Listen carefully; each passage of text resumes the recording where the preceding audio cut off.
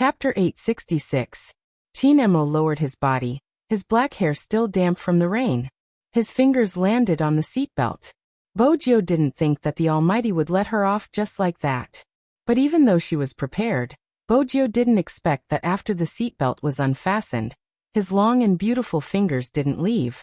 Instead, they moved down her waist and landed on her chest. Bojo raised her hand, arching a brow. "Brother Emo, what are you trying to do?" Bojo watched as the person in front of her glanced at her collar calmly, a faint smile on his lips. "It seems like you were serious when you asked me to hold it back then. Why, aren't you going to hold my hand and let me check its elasticity?" Dark history.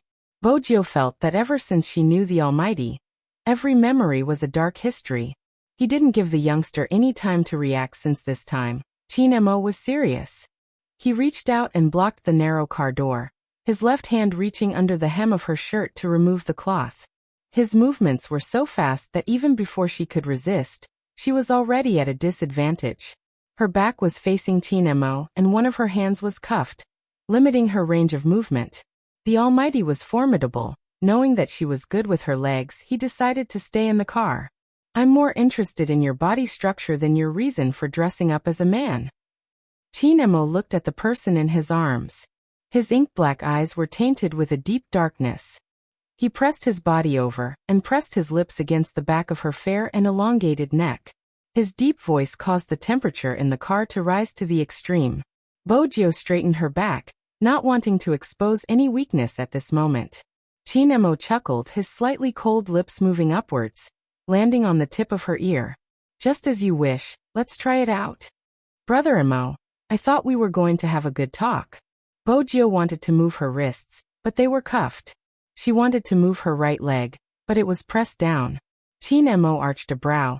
His face reflected in the car window, making him look noble. Even with her back facing him, Bojo could see his face.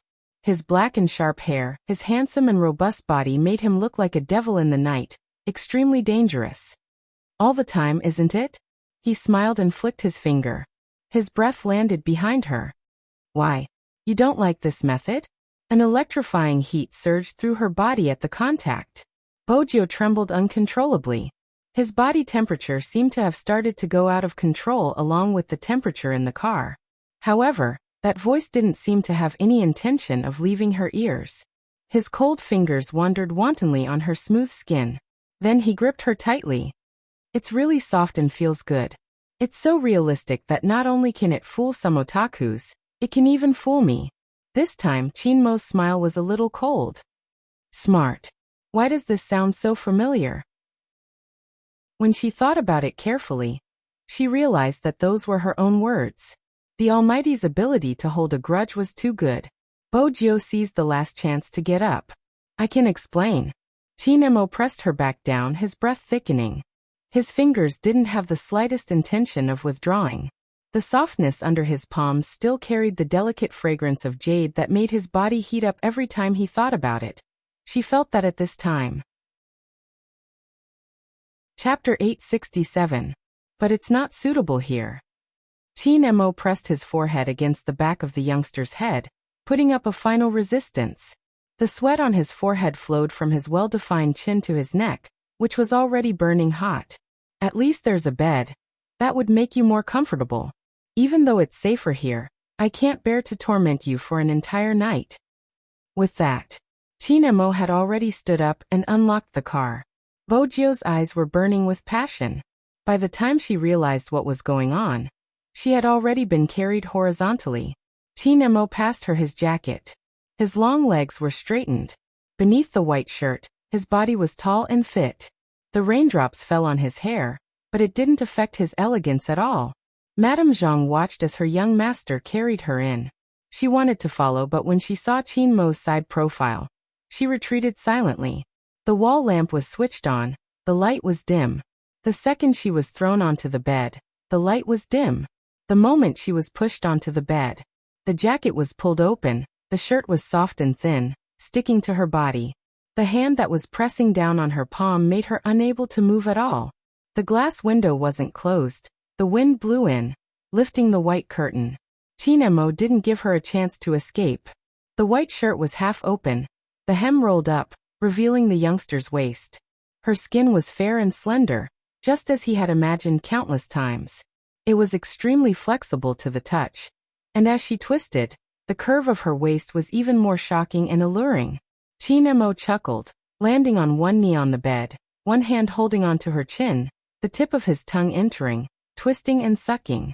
No one would be able to withstand such a kiss. His hand was still moving downwards, needing the most vulnerable spot. Bojo wasn't Chin Mo's match in this aspect. Her eyes were misty. She couldn't help but let out a low moan. Chin Mo's entire body went numb. The strings of his rationality snapped. He reached out to separate her legs. He had never wanted someone as much as he did at this moment. His heart was beating like a drum. His soul was drifting. Especially when he saw the youngster frowning slightly, her body trembling slightly. He wanted to possess her completely. So much so that his predatory nature was completely revealed. Especially when he saw the youngster lying on his bed. Her clothes were still on, her black hair messy, and her left hand was still cuffed. Her body was as clear and cool as a bright jade, faintly outlining her abstinence.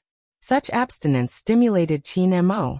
It was as if he was being sucked into a whirlpool, unable to resist. Looking into those eyes, Bojo knew there was no way she could escape today. As his long legs rubbed against each other, he couldn't find any point of resistance. His body was still terrifyingly numb. Bojo knew what the Almighty was planning. She bit her lips, her consciousness blurry. All the sensations in her body seemed to come from the series of numbness. Only one thing was clear. The knife that was hidden somewhere could not be used. That would hurt the Almighty's hand. Thinking about it carefully, it was just having sex. If after this, she could have a child that belonged to her, and the Almighty when she left, it was not necessarily a bad thing. After having this idea, Bojo turned the tables, pressing his hand down. I don't like to be passive. Chapter 868. Before Bojo could fully comprehend the meaning of his words, Chin Mo had already carried her. Chin Mo had already hugged her, and the two of them switched positions. At this moment, Chin Mo was below her. His shirt was half open. His chest was faintly glowing. The lines were smooth and tight. It was tough and captivating. Bojo sat on Chin Mo's sturdy waist. She watched the man who could bring chaos to the world. He held her waist with one hand, his gaze like a broken black diamond. When he looked at her again, the coldness and sharpness had settled into the depth of the moon. It was as though he could suck her whole body in. There was a kind of man who was so handsome that anyone who saw him would be tempted, regardless of gender, if he was willing. Previously, Bojo had a taste of the Almighty's ability to seduce people. She had thought that was his limit. What she didn't know was that when he took off his black trousers and laid there with his clothes completely unbuttoned, the masculine charm that erupted from him was really inescapable, especially when the sweat flowed down his chiseled face, past his chin and stopped at his collarbone. Probably anyone would want to lay their hands on him. Bojo was no exception. She had always told him what she liked since she was young. That was why she had wanted to use her little keyboard to exchange for her pet the first time she had met him. In the end, he had complained that her keyboard was too old, and didn't want her money. She had been depressed for a long time because of this. Every day, she would climb through the window and watch as he read. He would feed her impatiently, his little face cold.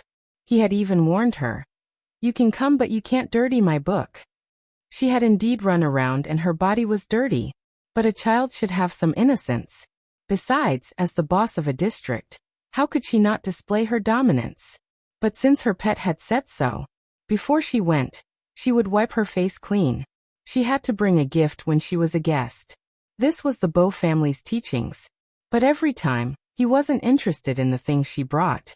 Later, for some unknown reason, her canine pet became interested in her electronic devices. After washing her hands, he dismantled the Overlord game console that she liked.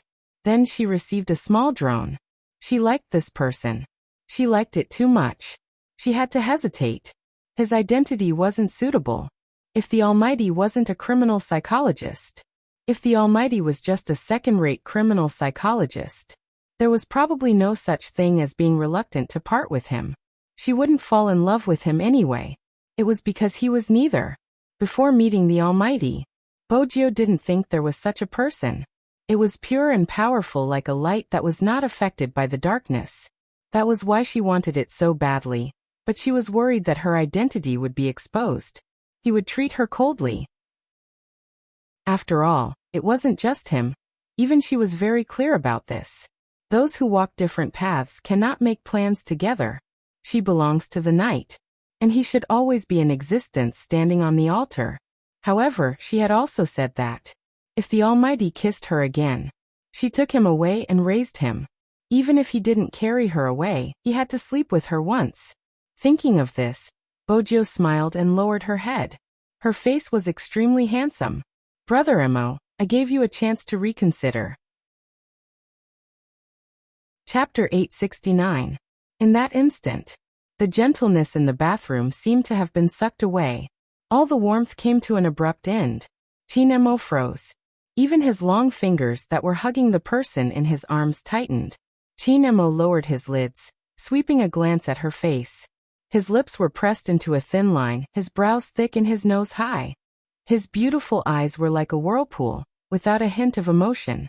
His gaze was cold enough to tell how he was feeling right now. Anyone familiar with Chinemo would know that he had always been elegant and polite. Even when he was in a fight, he would always smile. But now, the murderous aura rising from his body made it so no one dared to approach him. It was still drizzling outside the window. Chinemo placed the person in the blanket, the room turning cold. Bojio wasn't fully awake. In her blurry state, she seemed to hear someone asking her, "Why did you leave?" It was a low and moist voice, hoarse. Bojio was exhausted, falling into a deeper sleep. The night sky darkened. Princess, who was curled up on the glass balcony, was unusually quiet today. It wasn't because of anything else but because it didn't dare to create a ruckus. After today, it finally understood one thing. In the past, it had always thought that it was impossible for that fellow to lay a finger on its master. But now it seemed like the other party was too strong. Its master hadn't been able to resist even when she was pinned down. Sigh, as a cat, there was nothing it could do about it. It was already so late, but there were still sounds coming from the kitchen. Madame Zhang would definitely wake up. But when she saw the tall and slender figure in the kitchen, she was stunned. She wasn't sure what her young master was thinking.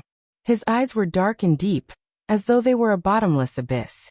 Madame Zhang walked over. "Young master, let me do it." Chinemo shook his head.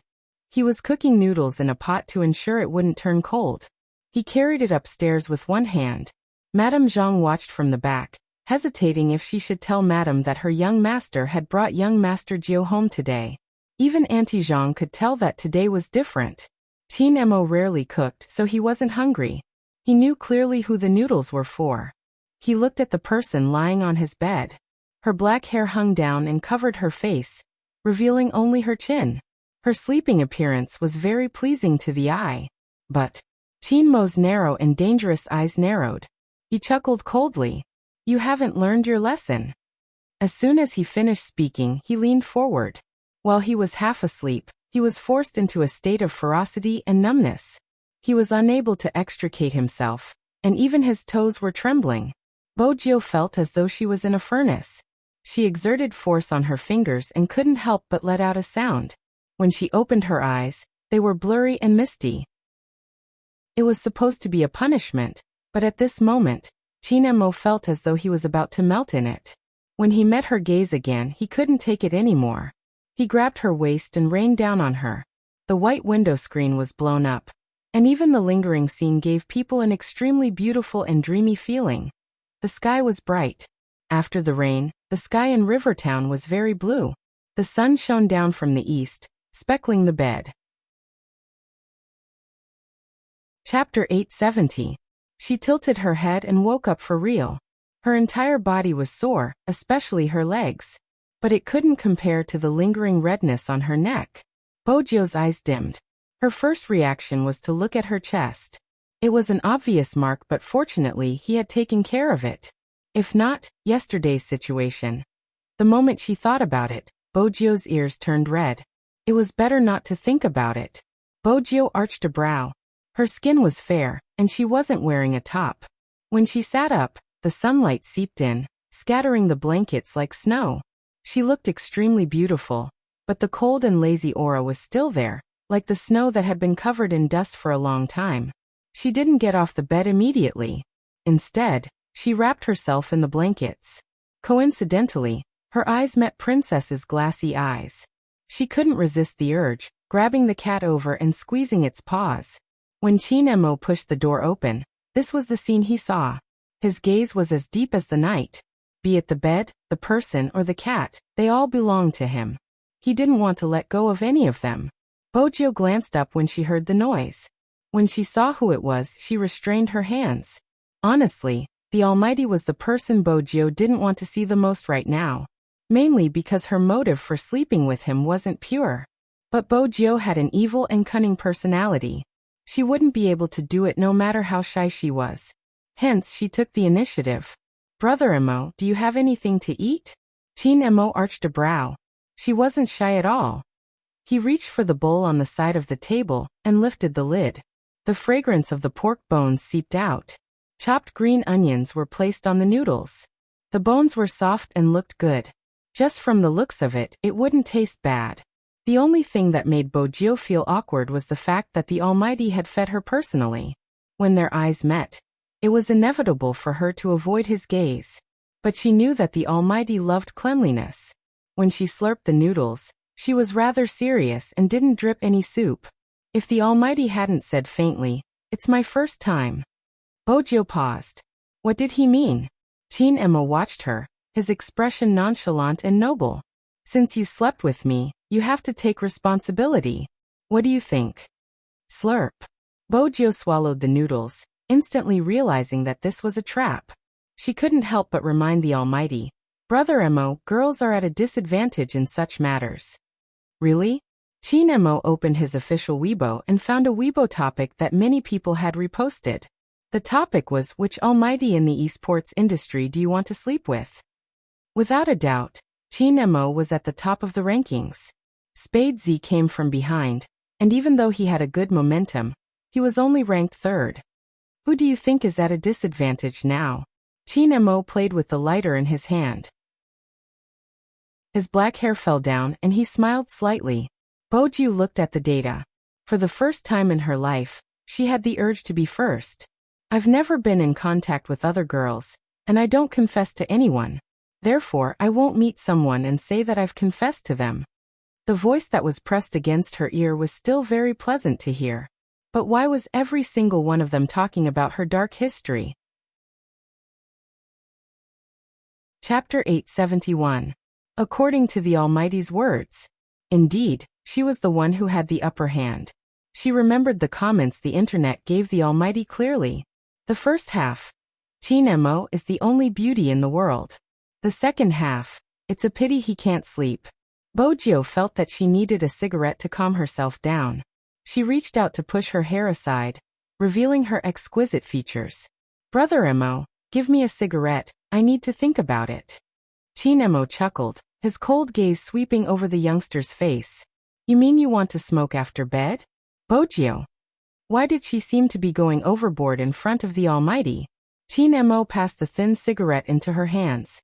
But as he leaned forward, his other hand reached into the blanket. Bojo widened her eyes in shock, her fingers stilling as she held onto the cigarette. What is it? Not used to it. Chinemo leaned his head against her shoulder, his handsome face tilting slightly. His breath landed behind her ears, his voice carrying a hint of laziness. Weren't you used to it last night? Chinmo's hand touched the back of her waist. It was smooth and slightly cold. He couldn't help but slide his hand inside. That was why Bojo had such a reaction. Don't hide, I'll let you touch it. Chinemo pulled her into his arms, his voice sounding as though it was a normal thing. I can't let you sleep for free. Bojo shrunk slightly. Every part of her body was warm. She didn't manage to smoke. Instead, she was taken advantage of. Every part of her body seemed to evoke that familiar numbness. But there wasn't even a piece of clothing by her side. In the end, Chinemo stopped, afraid that he wouldn't be able to control himself. Bojo's beautiful face was flushed, Even her hair was in a mess beside her ears. She seemed to have been taken advantage of. Indeed, she had been taken advantage of. But the person who had taken advantage of her was truly evil. Do you like it? Chin-mo chuckled lightly, pressing his lips against her ear. You had the same reaction last night. Jill was still shy, the tips of her ears turning red. She continued to argue. Brother Mo, can we talk about it? Can we not talk about what happened last night? Hearing this, Chin-mo's smiling eyes turned cold. Sure, let's talk about how you're going to take responsibility. Bojo knew she couldn't escape. She arched a brow. Are you sure you want me to take responsibility? I'm afraid you'll regret it. Regret? Chin-mo crossed his long legs and looked at her with his deep eyes. He was still so perfect. It seems like you have a feasible plan. Does it count if I want to kidnap you to the Fifth Avenue? Bojo almost blurted out. Fortunately, she was rational and wasn't tempted by the man in front of her. Nothing much. I just wanted to hear how Brother Mo wants me to take responsibility. Bojo caressed her nose. They were at the negotiation table. It wasn't the time to feel guilty. Chin-mo's lips carried a smile, forming his own noble air. It wasn't that warm. How do you think a man and woman who have sex should be held responsible? Bojo glanced up at him. She wanted to say something, but in the end, she didn't avoid it. Instead, she went straight to the point. It depends on the situation. After talking for so long, you've never thought of taking responsibility. How could Chin-mo not understand the youngster? He stood up from the bed, his eyes still as deep as the sea. They were very beautiful, but the ocean had already sunk during their conversation. All the warmth sucked away. It seems like I really have to handcuff you for you to learn to be obedient. Chapter 872. Bojo knew she had to take responsibility for this matter. In reality, she wanted to take responsibility more than anyone else. However, one day in the near future, the Almighty would definitely regret the decision he had made today. Hence, she couldn't allow things to develop to that stage. Bojo only wanted one thing in her entire life. When she was young, it was Chin-mo. When she grew up, it was still Chin-mo. He lay back down, raised his arms, and covered his eyes with a sigh of regret. There would always be someone like that. It's something you can't get no matter how much you want it. Because she was afraid that one day, that person would look at her differently. Bojo had once thought about how great it would be if the Almighty could belong to her. She wasn't good at cooking, but she was good at instant noodles. Besides, she was good at earning money. The Almighty liked to read about deductions. She could build a huge bookshelf for him. But she could break away from that. Most importantly, she could arrest the criminal. She was a hacker and had been on the list every year. Other than not hurting people, her methods of doing things were not allowed by the law, nor were they allowed by the Almighty. It was one thing to clear her name, but it was another thing to capture her. The Almighty had already expressed his intentions clearly. Bojo knew that it was a good thing for her. No one except the Almighty would want to help a criminal. That was why Bojo had been shocked. She had even wondered if there would be a glimmer of hope. But the reality was that they were both black and white. Helping her was because the Almighty only cared about the matter and not the person. In the future, if there was such a day, after her identity was exposed, when the Almighty wanted her to take responsibility, she would definitely bring him home to raise. More importantly, the Almighty's suspicions wouldn't be dispelled so easily. Bojo was right. If not, Fatty wouldn't have been studying the computer in the police station. The next day, he had some news and called Chin-mo. Young master, I used the system recovery function, and there are indeed traces of operation on the D drive. But the traces are missing, so I can't be sure if the computer has launched an attack. Fatty scratched his head and said, that's because those traces might be a cache created when something was downloaded. Speaking up to this point, Fatty paused. Young master, the computer in the coffee shop is clearly the one with the traces of a network attack. Why is young master so interested in this computer?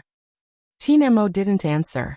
Instead, he asked, if we set up a mature defense program and pass it to someone else, will it affect its use? If your skills are good, you probably won't. Fatty was telling the truth. I've never played like this before. Chin Emo listened to Fatty's words. In his mind, the youngster was indeed calm, even calmer than him. No matter how much his body liked it, his eyes were still clear and overly rational. She had always been like this, never taking anything to heart. She could start at any time, and she could also end it at any time. Thinking of this, Chin Emo clenched his fists. His black hair covered his body as he stood tall and straight. His expression couldn't be seen at all, but it was gloomy and cold. Chapter 873. Young Master, are you saying that Z might have transferred the firewall's operating system to another computer and got someone else to activate it to divert our attention? In reality, Z isn't in the cafe but somewhere else? Fatty wasn't dumb. Combining the questions his boss had asked him before, he deduced the answer in one go. But it's too difficult to do that. Not only does it require the implant to have superior network skills, the person working with it has to be good at seizing the time. Fatty still felt that the possibility was low. Chin Emo glanced up, his voice calm. Don't forget, Z is on the move. In other words, nothing was impossible. Fatty paused for a moment. Indeed, he felt that anything was possible. Chin Emo tilted his head, lighting a cigarette for himself, his long fingers holding it. Have you checked the surveillance cameras in the cafe? You didn't miss anything? Yes, I've checked all of them. Because this coffee shop is a well-known chain restaurant, and there are a lot of people coming and going, it's impossible for the staff to remember every customer. There are an average of thousands of customers here every day, and the person using the computer didn't seem to order anything. Instead, he went straight up to the second floor and sat by the floor-to-ceiling window. Unfortunately, the surveillance camera at that position was broken yesterday afternoon. We did make an appointment to repair it at night, but it happened while we were repairing it. Fatty knew that when explaining the case to the young master, the more detailed the better. Chin Emo took a puff of the cigarette, leaning against the wall. His chiseled face was shrouded by the smoke, his expression hard to see. It seems like someone got the information on the commercial square before the crime squad did. They even knew which surveillance camera was broken. It's not simple. Yes. Fatty paused, seeming to have thought of something important. But there is something. Young Master, do you remember the surveillance video you asked me to pull out? According to the customers on the second floor, the person sitting in front of the computer was wearing the cinema uniform. Even though no one saw his face, the key point is that he was wearing the cinema uniform. Young Master, I asked a manager of the cinema. He said that before the incident, there was a problem with the locker and it was one of their staff who informed him. But when he asked about the follow-up work, the staff disappeared. He was puzzled too. We all know what happened next.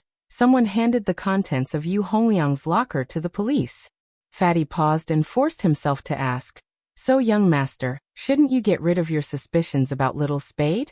It's obvious that the person who pretended to be a staff member was the one at the coffee shop, and Little Spade was playing games on the 5th floor at that time. It doesn't seem possible. Is that so? Chin Emo glanced at the flickering cigarette. Then tell me, why did he disappear after the competition? He didn't even put on his uniform. Fatty choked and couldn't say anything. Chin Emo fell silent. Fatty's logic wasn't wrong this time. The results were completely different from what he had written. Chapter 874. Brushing past each other in the cafe, we can basically see what the other party is wearing. That shouldn't be a problem. Fatty spoke of his conjecture. But it was the most logical conjecture. Chin Mo's eyes dimmed. It's a perfect crime, there doesn't seem to be a single flaw. Fatty didn't know what else to say. Usually, when Young Master said such things, it meant that he didn't fully believe the outcome. Chin Emo reached out to pour himself a glass of wine. When he placed the ice cubes in, his gaze deepened. Tell me, what did you find from the car keys?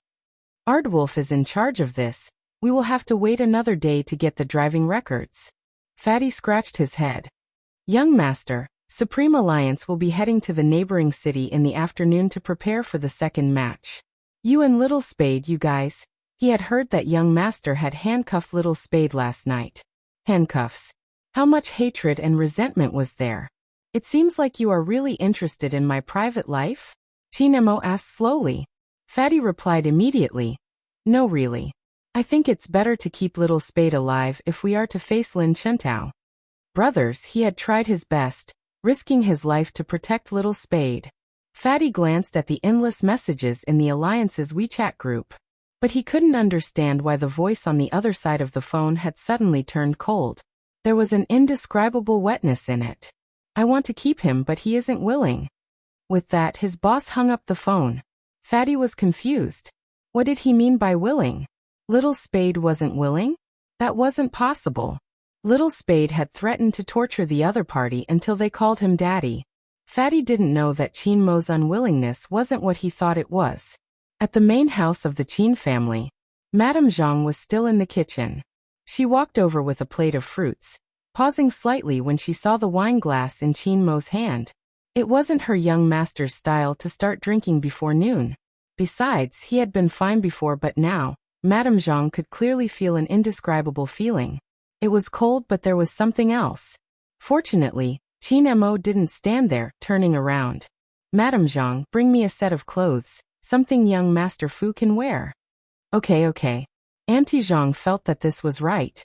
If there was anything that two people couldn't talk about, there shouldn't be a Cold War, right? Upstairs, the handsome youngster looked at her phone. After reading the message, her eyes turned cold. She deleted it and sent a few words over.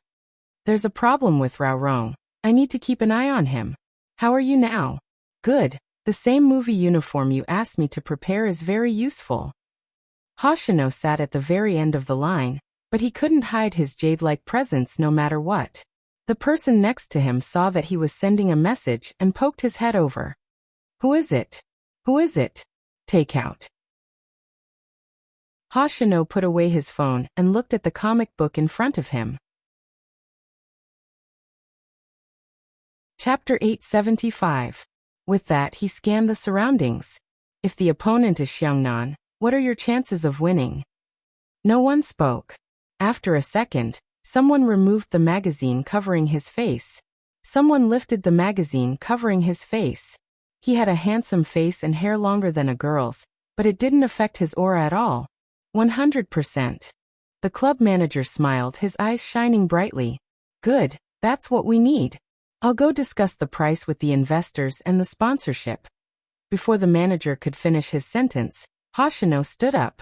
Hoshino stood up, stuffing a hand into his pocket as he headed towards the door. Before he left, he tossed a bomb. If Supreme Alliance and not Xiangnan were the champions of the National League, the chances of winning wouldn't be 100%. After saying this, he walked out of the conference room. The manager widened his eyes. What does he mean? What does Hoshino mean? He means it literally. Meinan laughed, asking the member beside him in a flirtatious manner. Your vice-captain went to watch Supreme Alliance's competition again yesterday? Ah. He went. I don't know but he didn't sleep in the dormitory yesterday. He really went. Meinan caressed his lips. Why is he so interested in Supreme Alliance? Outside the door, in the deep corridor, Hoshino glanced at the photo of a certain someone smiling faintly while playing. His lips curved upwards. He really wanted to have a match with them. After all, he had never seen Z in that photo before. Second floor of the Qin family's house. Bojio glanced around. She didn't have any clothes to wear, so she put on the jacket that the Almighty had left on the rattan chair. The advantage of being tall was that she could wear the jacket as a skirt. She was so self-reliant because she felt that she had to clean up the bedsheets. It wouldn't be convenient if Madame Zhang did it. Anyone who had been there would know what had happened when they saw the red. It would be best to keep the fact that she had slept with the Almighty a secret.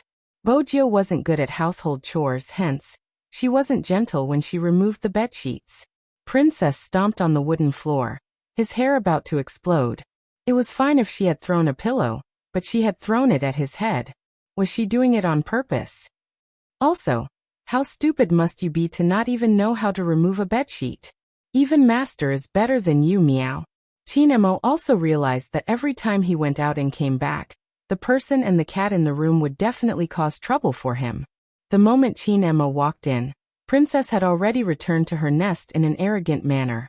With a domineering expression, she started to bite her fake mouse, as if she had not participated in the incident and had not bitten the bedsheets. Bojo arched a brow. She looked at the cat's betrayal in disdain. Then she glanced up at the Almighty.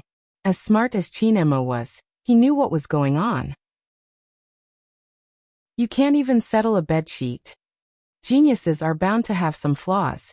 Bojo raised her fingers, finally pulling the bedsheet out.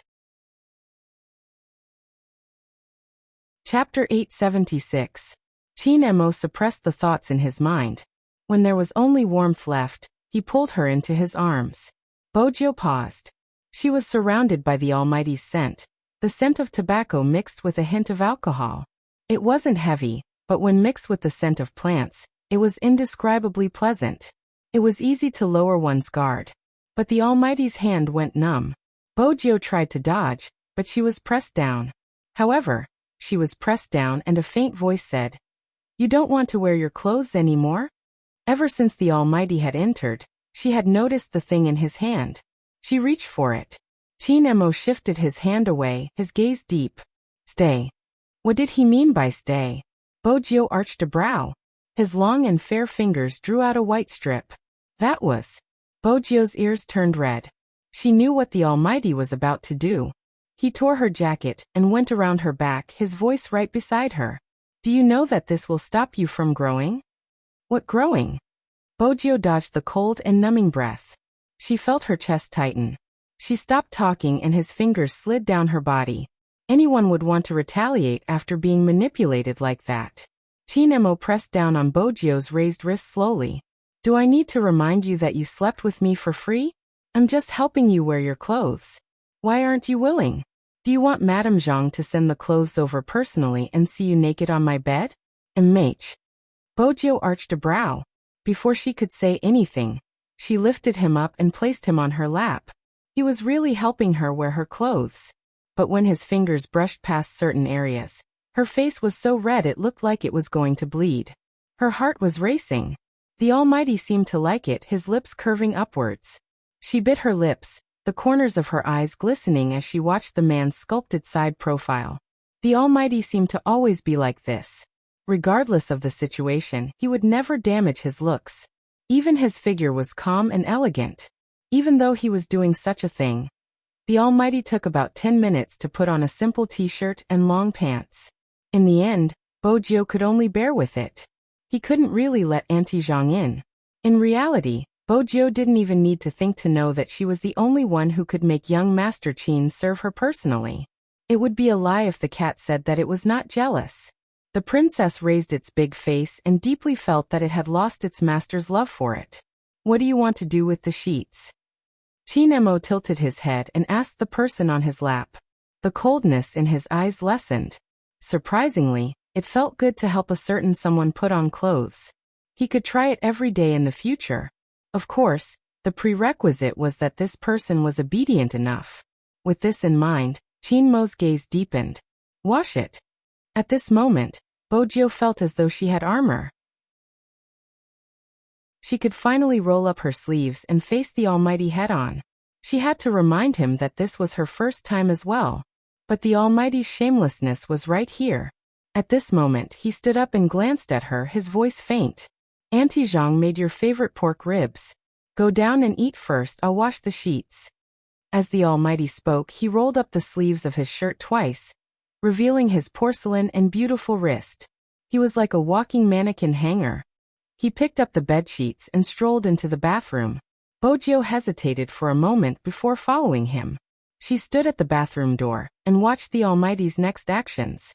It was very orderly. Since young, Bojo had admired people who could do housework well. Not to mention the Almighty, who was handsome, had a good aura and was good at work. Chinemo seemed to have caught sight of a certain someone. His beautiful brows arched. Actually, it was hard not to see that face. That face was blessed by the heavens and had a strong presence. Even though the color of her hair had changed, she was much more obedient. But there were some people who couldn't change their arrogant aura. Indeed, she didn't seem like a girl. He couldn't be blamed for not recognizing her. Of course, that wasn't the case. Another thing was that she was good at disguising. Z was the same. Aren't you hungry? Chin Mo's hands were stained with white foam. His black pants were straight as he tilted his head to support the sink. It was a different kind of handsomeness. Bo Jiu leaned against the sink lazily, a handsome smile on her face. Let's go down together after Brother Mo is done. Come over, Chin Mo instructed. Bo Jiu arched a brow. What? Help me light a cigarette, the lighter is in my pocket. Chin Mo used his chin to point to his long pants. Bo Jiu wasn't afraid of a cigarette. She took one over. The man didn't take it, instead, he lowered his lids and bit it with his lips. Even Bo Jiu had to admit that the Almighty couldn't shift his gaze away, especially when he pressed down on the lighter she had raised. His lashes lowered and the smoke filled the air.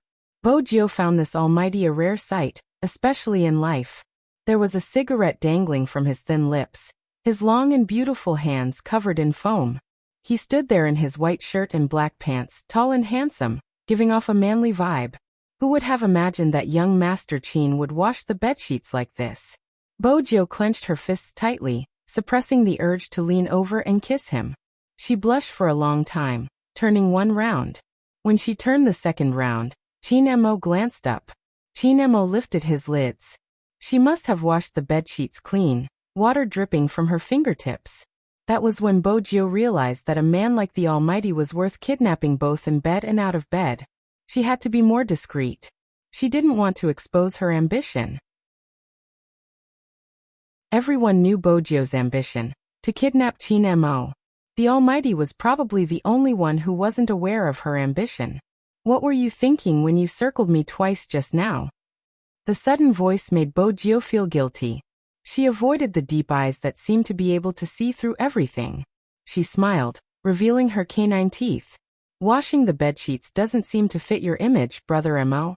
I grew up in the military and washed the bedsheets myself. Chin Mo's tone was calm, as though he was describing something normal. Bo Jiu felt that the Almighty's upbringing was really good. It was probably because of his pure red background that the Almighty was able to develop into his current self. In the past, she had interacted with many powerful descendants, but there weren't many like the Almighty. The person who shouldn't have to do housework was actually good at housework. But he grew up in the military? The Almighty had really forgotten everything about his childhood. He didn't have any memories at all. What exactly had happened back then for the Almighty to become like this? Chapter 877. The temperature outside the window rose slowly. At the same time, in a certain luxurious district in Jiang City, the girl's expression was extremely dark. She ignored the people beside her. She had the habit of ordering takeout, otherwise, she wouldn't have so many takeout bags. Besides her, there were two other people in the room. One of them had a tattoo on his arm while the other was tall and skinny with a sharp mouth. What should we do next? Didn't they say that China isn't good at criminal investigations? Why are they doing so much this time? Even the car is being investigated. If this carries on, we will have to change locations. The tattooed guy wasn't bothered. What are you afraid of? We have a backer too, haven't we already contacted them? Some people are only interested in money. It's normal for them to give up on clues. Besides, it's just a car, it's just a test. Do you think we won't be able to do anything if we really meet them? Don't forget, the crime squad still has. Enough. The girl cut him off. Rao Rong will be here later. Don't tell him about this, including what we are trying to do with Yu Hongliang. The tall and skinny guy chuckled. Of course we know that. Rao Rong is the same. We have been together for so long. What haven't we done together? Why can't he understand some things? I'll slowly work on Rao Rong's thoughts, but he hasn't had enough time. He hasn't been in the esports industry for long, and he's still thinking about his old teammates. I can tell that he's moved after coming back, but once a person turns gray, it won't be easy to turn white again. Hee, Rao Rong is too naive. Don't bother about him. Get your contacts to ask if there's an expert hacker in the crime squad. Who exactly is this person? I want to know everything about him. At this point, the girl's eyes darkened. As for the car, it was scrapped. The clues we found were limited. Don't worry, we're not Chinese. Even if we find something one day, we can just leave. As for the rest, we have the help of the person above us. What's there to be afraid of?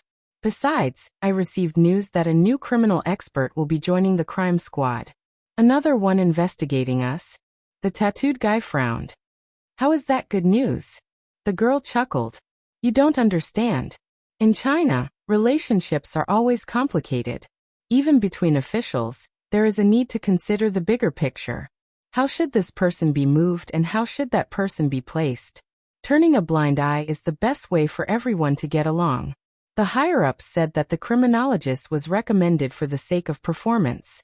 After all, we caused such a huge commotion, and anyone who managed to catch us would be considered a merit.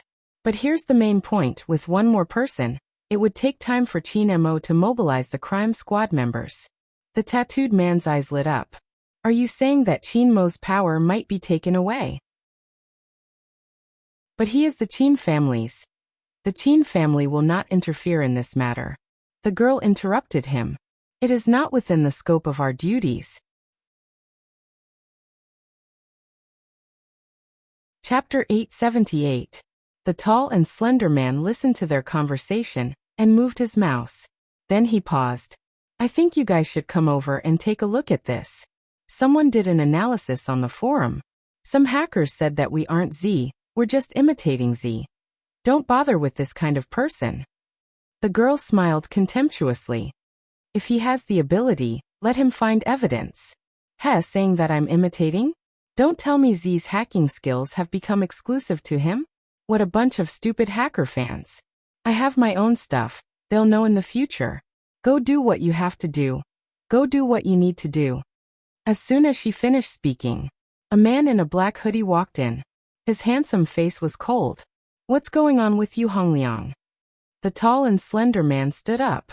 Rao Rong, lower your voice, the checks are very strict. He didn't just sleep with others, right? Rao Rong's gaze wavered. Other than those damn women, what else did he do? The tattooed man didn't think much of it. It's just to get some goods out through him. Why are you so agitated? Merchandise. Rao Rong's gaze trembled. Powder? As he spoke, he turned his head and looked at the girl. We said that we would only punish those who deserve to be punished. What do you mean now? The girl glanced at him, placing the things in her hands down. Her face was still as sweet as ever. Don't be so agitated, Rao Rong. You have to know that no matter what you do, you need funds. If not, how would you be able to return to the esport scene? Rao Rong clenched and unclenched his fists. The girl looked at his expression and smiled. All right, let's not talk about this anymore. You still have a competition tomorrow, so prepare well. This is what you like the most. The higher-ups have also sent news that if you win this match, they will make a lot of money. You can also continue to stay in the esports scene. The club has already prepared to renew your contract. In the future, not only will you be able to compete, but you will also be able to do some live broadcasts. Rao Rong glanced at her, retracting his hand. I only compete. All right. I'll just play in the competition. The tall and slender man interjected, placing his arm on the man's shoulder. What's wrong with you, Hongliang? If those women behaved themselves a little and didn't go after those rich men, this wouldn't have happened, right? There are always people who make things like ice powder. Now that the checks are strict, we won't sell too much. Rao Rong tilted his face. He was dressed in black, his gaze deep. I've said it before, I won't lay my hands on ordinary people unless they deserve to die. With that, Rao Rong pushed him away and walked out of the apartment. Chi, do you really think you're a plaything? The tattooed man didn't have a good temper. He glared at Rao Rong's back view, his eyes filled with malice. Why do we need such a person to join us? The girl wasn't happy, but she knew the effect she had to achieve. Because of his identity and his understanding of Qin Mo's tactics, 100 crimes committed by a stranger can't be compared to a single crime committed by someone close to you. This is the most effective way to deal with Qin Mo. Rao Rong's emotions aren't stable right now. There are some things that we need you to do. Spadesy, the member of Supreme Alliance's starting lineup, help him create more trouble. We should prepare for a real sacrifice, to let Qin Mo know that there are some things he can't do. In order to obtain a person, One must first destroy them. Chapter 879. Rao Rong walked out of the apartment. The emotions in his eyes hadn't calmed down. It was an indescribable pain. Leave. He couldn't bear to. Because he wanted to come back. Because he wanted revenge. But he had assumed that the revenge would be in the esports arena, using the strength that those people had mocked him in the past to decide the outcome. And those black-hearted businessmen who had been protected. But he was getting more and more confused about what he was doing. The phone in his pocket kept ringing. Rao Rong slid the screen open, Lin Chintao's voice coming from the other side, the liveliness almost warm. "Captain, where are you? Everyone is waiting for you. Hurry back and bring me a bowl of fried noodles. I'm afraid I'll be hungry after a 2-hour train ride. I heard Supreme Alliance will be in another carriage. I'll only be able to play with Spade Z and the others after I'm full. I have to win in terms of aura." Rao Rong didn't say a word. Even he didn't understand why the annoying voice would make him feel so at ease at this moment. It was probably because there wasn't anyone else who could think of him that way anymore. There wasn't a single person left. Rao Rong stuffed a hand into his pocket, his voice hoarse. "I'll be there in a minute." The other end broke into laughter. "Hurry, it's the National League." That was right, it was the National League. The National League his father had always wanted to see. Our Rao Rong. He's really good at gaming. He'll definitely bring us the championship. The moment he closed his eyes, he could see the face in his memory and the cold expression in the end. He had never believed that his father would commit suicide. That day, he had been waiting for him. Rao Rong tightened his grip, the phone heating up along with his eyes. In the end, he stuffed his phone into his pocket, his back view arrogantly entering the taxi. Lin Feng was also rushing him. He had hesitated for a long time before making the call. Mainly, there hadn't been any news from Little Spade. When their captain had left yesterday, he had been exuding a demonic aura. Making the call was akin to asking for trouble. Thinking about it, it wasn't easy for Lin Feng to be in charge of the harmony of the team. On the other side, the Qin family had just started their meal. In Bojio's words, the Qin family's delicacies had always been particular. It wasn't luxurious, but it was the authentic northern way of eating. Just the sight of it was enough to whet one's appetite. The spiced beef was cut into large pieces and there was chili oil at the side. The best way to eat it was to dip it in and take a bite. But obviously someone didn't allow her to eat spicy food. They only asked Auntie Zhang to place a small plate far away from her, right beside the Almighty. This made it impossible for Bojio to sneak a touch. She rested her arms lazily behind her back, sitting like a playboy. Her face was still handsome, but she seemed to have lost all meaning in life. Auntie Zhang wanted to laugh as she watched from the side. In the end, she made a small green onion pancake for the young man. She added some meat sauce, cut some cucumber strips, and wrapped it around the beef. The aroma lingered in her mouth. Bojio shifted her attention away from the chili oil.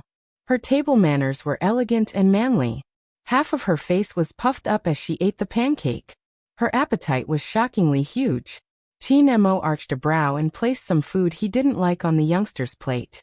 Bojio didn't say anything, and just swept the food.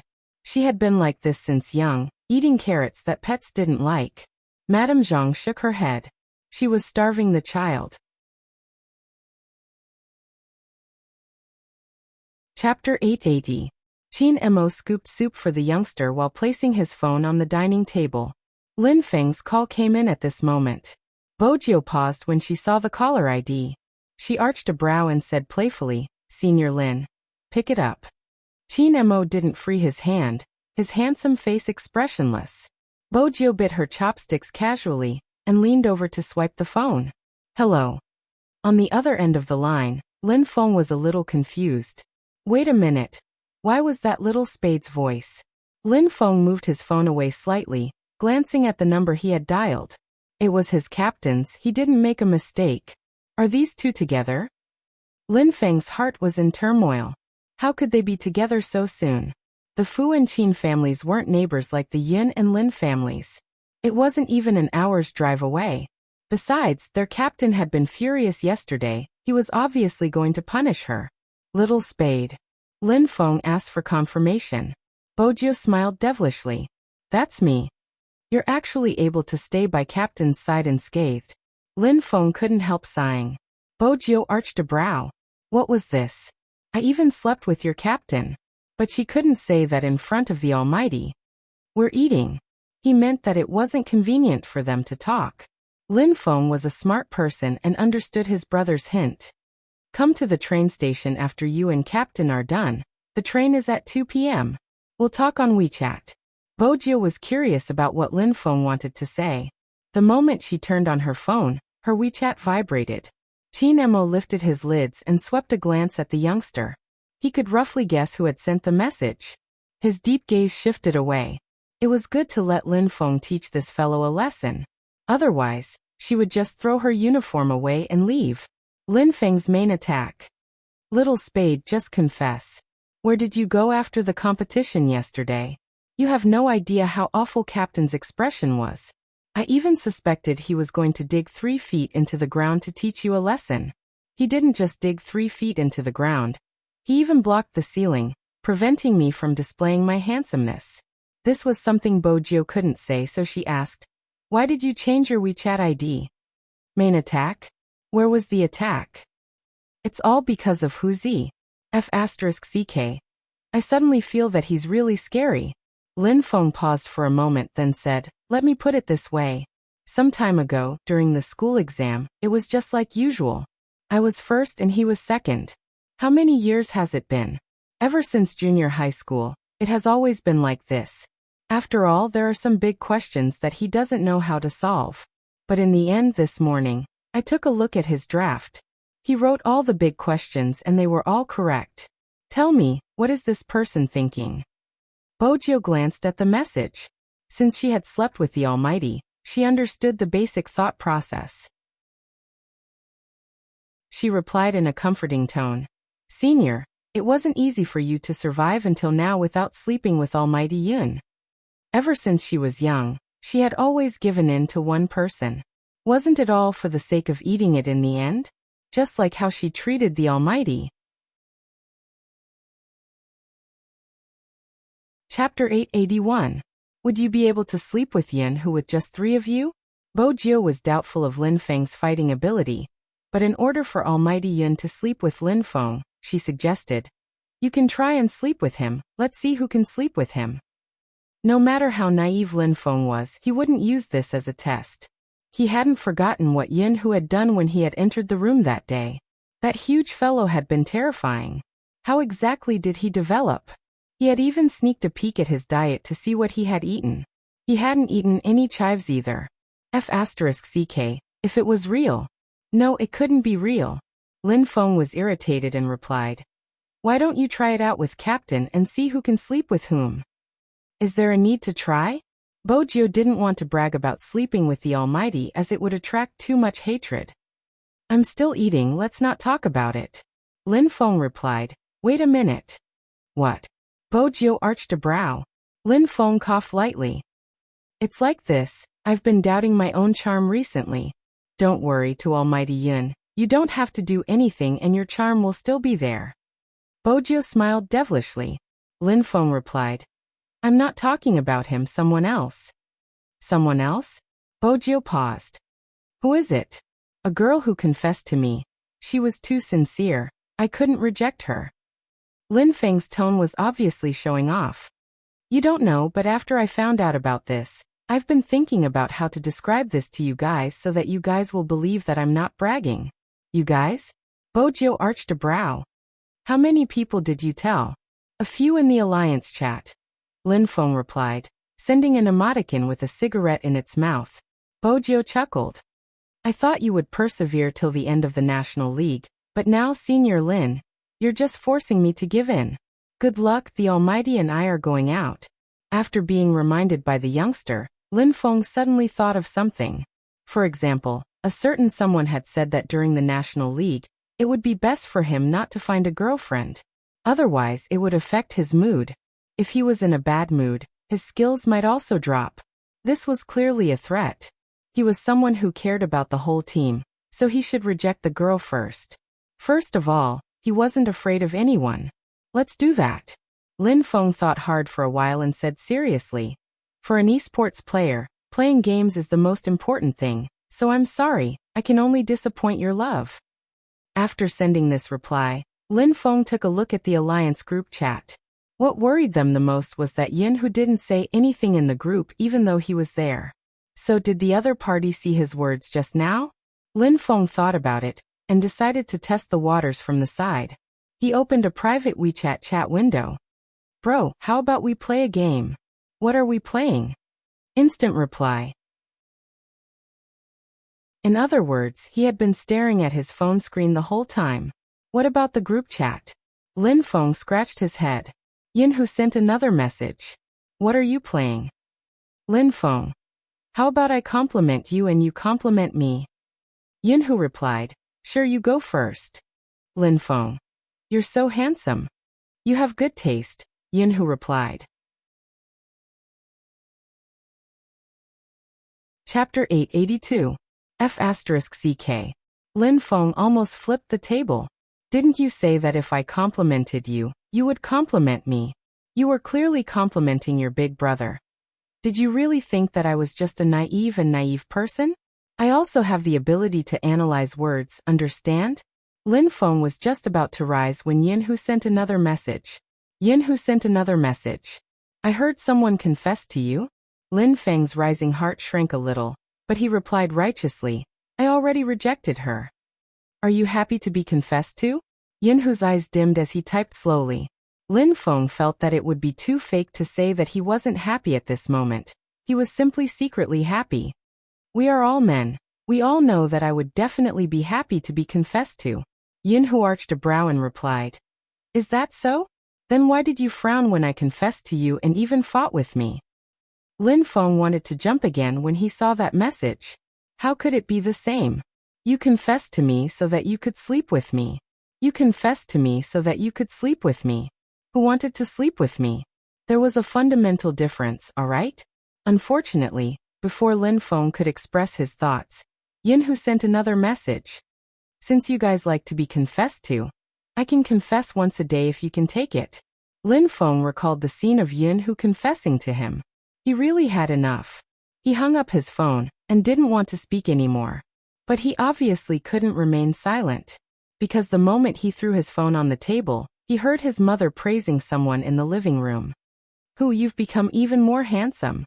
Your face is completely different from our little Feng's. It's sharp and handsome. Lin Feng. He was handsome too. Who exactly was his biological son? You guys are going to another city for a competition today, right? Have a good competition. The main thing is to keep an eye on little Feng. Auntie has a feeling that something has been bothering him recently. Mother Lin was born beautiful and wore a professional suit. She was over 50 years old, but her skin was very fair. It could be seen from whom Lin Feng had inherited his good looks. However, at this moment, Mother Lin seemed to want to say something but stopped herself. Yin-Hu had always been calm and knew what she was talking about. He didn't finish his sentence, carrying his backpack on one shoulder. There was a laptop and mechanical keyboard in the bag, but he didn't seem tired at all. At this moment, his height gave him the advantage. Did he do something to make Auntie worry again? Come here. Mother Lin glanced around before pulling Yin-Hu to the side. She lowered her voice and said, It's like this. This morning, when I was helping little Feng pack his things, I suddenly saw a book. That book. The content is about the psychological trends of people with unique sexual orientations. There are also some physiological analyses. Even though I heard that guys who like to play games like to play as female characters, it shouldn't affect Little Feng's sexual orientation. What exactly is wrong with him? Yin-Hu tightened his grip on the strap of his backpack. He knew why that guy was reading those books. Lin Feng was reading them on his behalf. He wanted to know if his sexual orientation could be cured. Auntie, don't worry, he is probably just curious. I'll talk to him. Mother Lin smiled. I'll be at ease with you helping him. Yin-Hu didn't know how to deal with that guy when his elder entrusted him with such a task. At this moment, Lin Feng hurriedly ran down the stairs.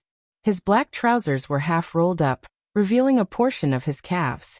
This person's hairstyle was similar to his temperament, always curly. Fortunately, he had inherited it well, or else such a coarse man would not have the characteristics of a straight man. Lin Feng basically had all the characteristics of a straight man, including the jealousy of other people's children. Mom, people who don't know might think I was adopted. If you really like Lin Hu, you can urge him to find a partner in the future. Don't always urge me.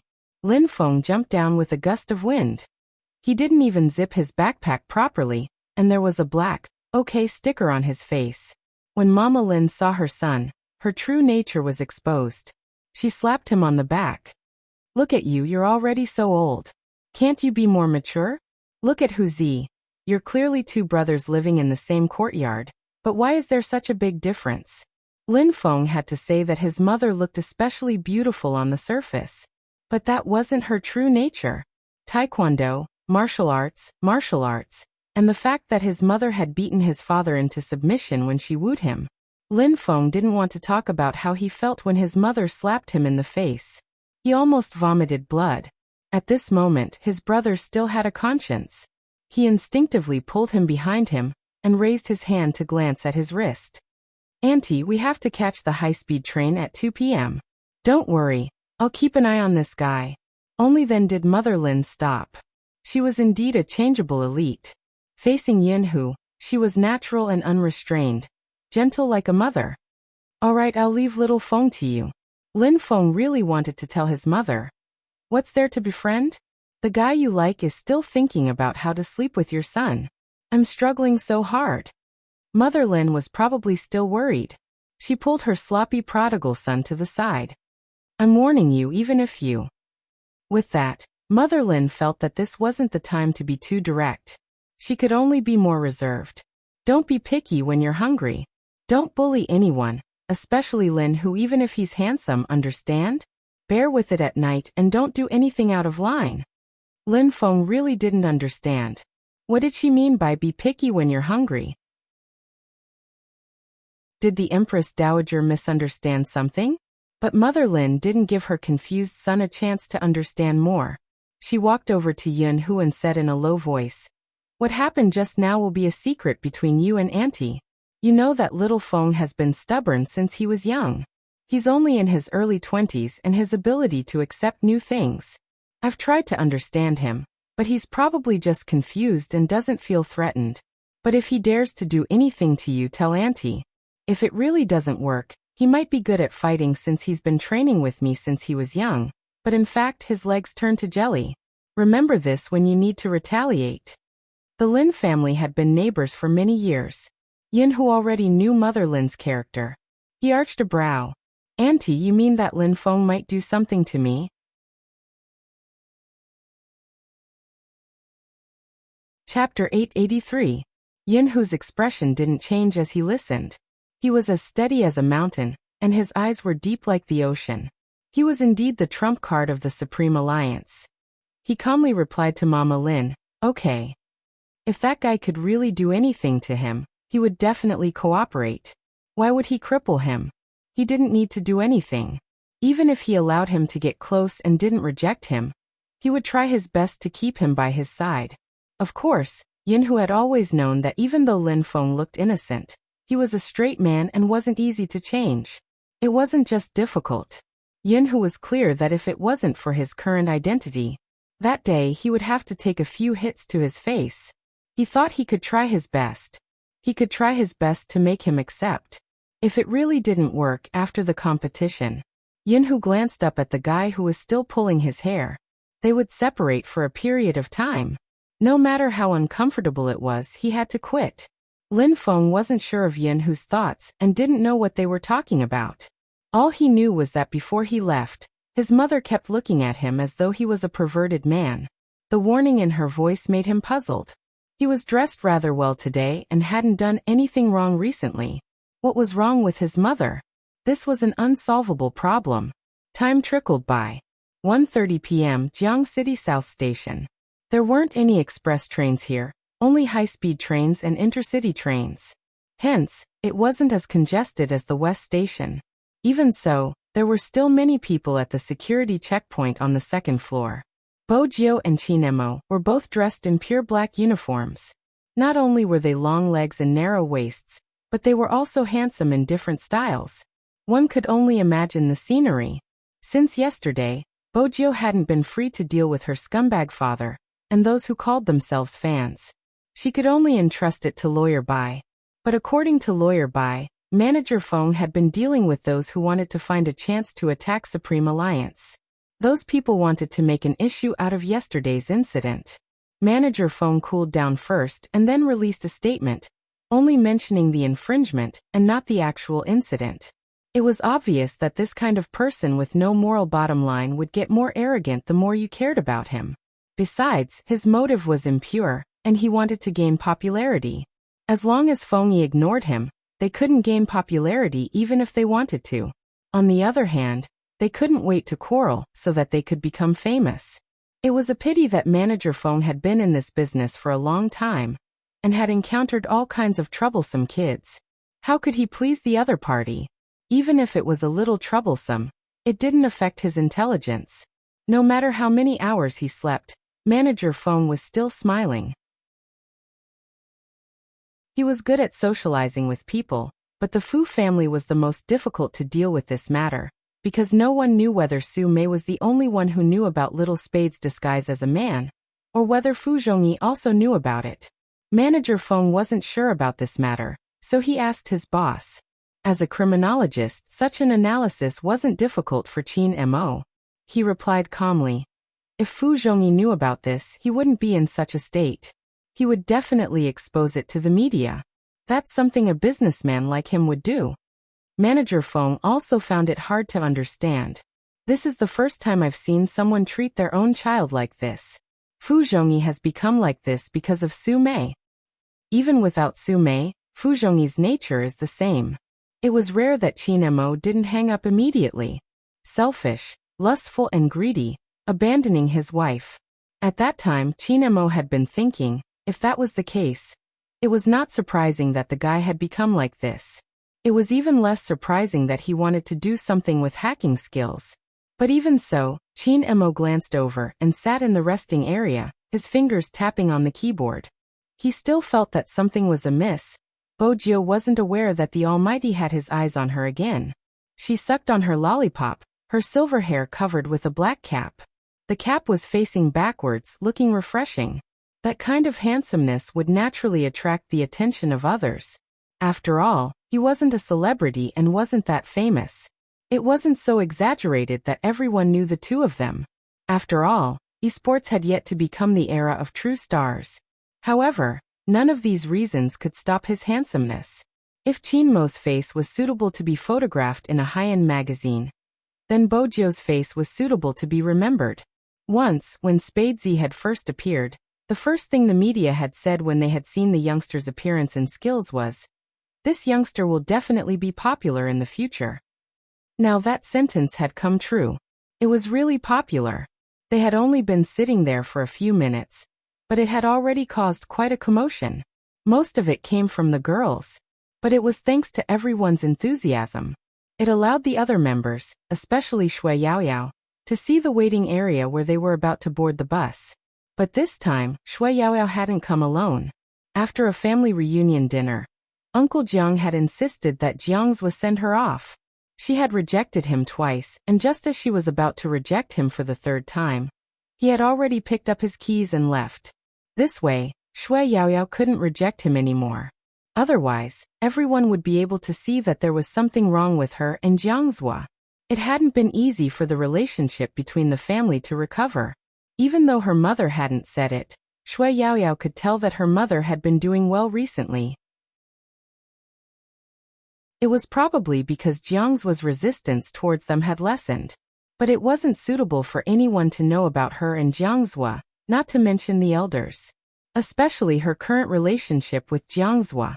Yesterday, when she had slept in the Jiang family's house, Jiangzhua had sneaked into her room after the lights had been switched off. The agreement between the two of them would last for a long time. She understood even if he didn't say it.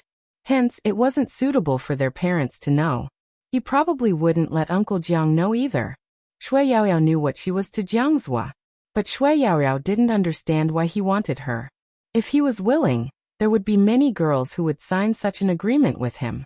But she still vaguely knew because he had said, "You won't pester me."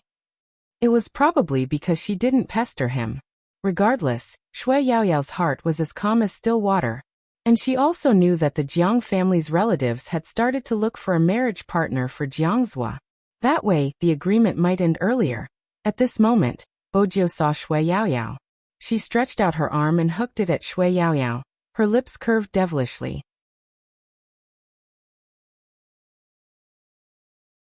Chapter 884.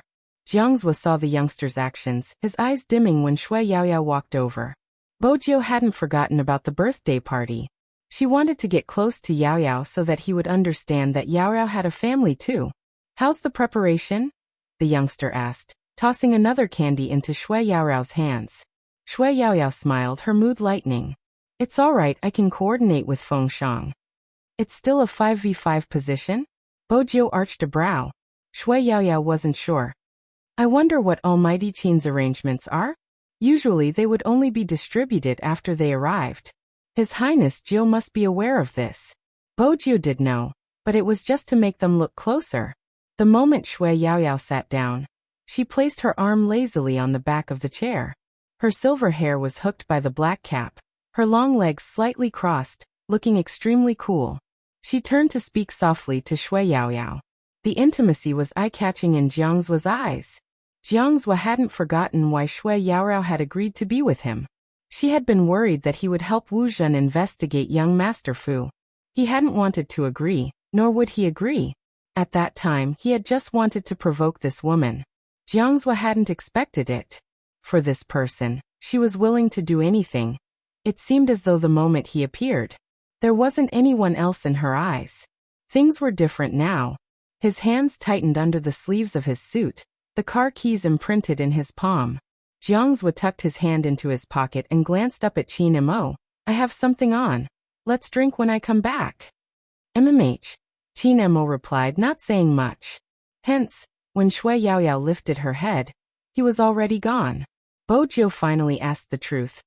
"Why is he sending you off?" It wasn't easy for him to reject Uncle Jiang. Shui Yaoyao chuckled. It probably wasn't easy for him to endure until now. "Is that so?" Bojiu lifted her lips playfully. It wasn't clear if it was intentional, but when Jiangzhua turned back, she placed her arm over Shui Yaoyao's shoulder. Her clean and handsome face was filled with a smile. Jiangzhua's cold gaze swept past the two of them. When he retracted it, it was obvious that his gaze had deepened. Even the way he walked didn't seem like a noble young master anymore. There was an indescribable coldness in him. Shui Yaoyao didn't notice the undercurrent, but it didn't mean that Qin Mo couldn't see it. He glanced at the smile on the young man's thin lips and the action of patting his shoulders. Without further ado, he reached out and pulled up the back collar of the young man's shirt. He lowered his voice and said, "Come with me, let's talk." Shui Yaoyao wanted to save His Highness Jiu, but when Almighty unleashed his aura, he was handsome and hard to deal with. In addition, the young man smiled at her and shook his head. Shui Yaoyao had no choice but to sit down again. Her heart was a little perturbed. The Almighty wouldn't do anything to Highness Jiu, right? Qin Mo wouldn't do anything to the person he had just eaten. It wasn't like he could eat again at the train station. But discipline was still necessary. Chapter 885. Bojiu arched a brow, her fingers moving. When she flipped over, her clothes fluttered in the wind, swapping their positions suavely. She seemed excited and mischievous. "Do you want to kiss?" Qin Mo glanced at the person pressing down on his shoulder, his eyes sweeping downwards. "Are you trying to avoid my question?" "What question?" Bojiu glanced at the Almighty's expression. "I was just provoking young Master Jiang to prevent Yaoyao from being taken advantage of in the future. It isn't easy to survive in a wealthy family. I'm just being considerate for my team member. If you're in a bad mood, it might affect tomorrow's competition." Qin Mo glanced at her. "Does that mean you're in the right? Humility is a virtue." Bojiu smiled, enjoying the feeling of being pressed against the wall. Everyone knew about the high-speed rail station. There weren't any blind spots. This position could be temporarily invisible, But it was impossible to be invisible forever. The passers-by glanced over instinctively. Gossiping was human nature. For example, they were now very clear in their hearts. How could a beautiful young man press a very imposing man against the wall? Bojo enjoyed the gazes as it proved that she was better than the Almighty in certain aspects, right? Due to the difference in height, Chinemo had to lower his lids when he looked at the youngster. His gaze swept over her curved lips, his voice calm. Since that's the case, let's go back to the previous question. What if I say yes? What do you want? Bojo hadn't reacted. Just then, someone pressed down on the brim of her hat, lifted her up, and kissed her.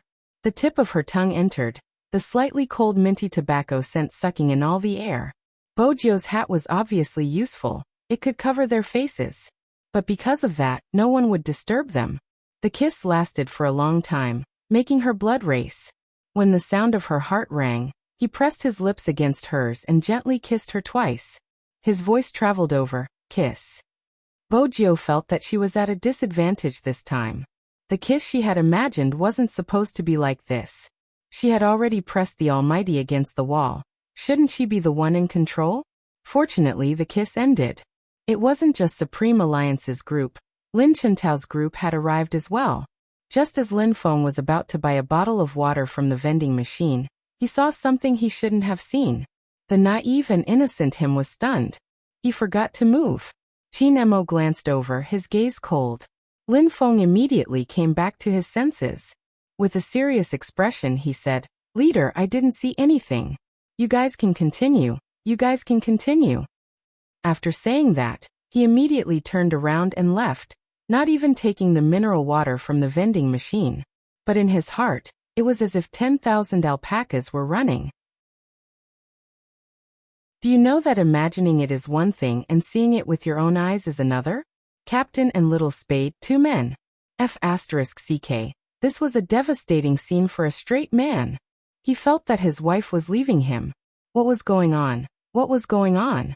But could it be because both of them were very handsome? He actually found it a little pleasing to the eye. Mainly Little Spade was too daring.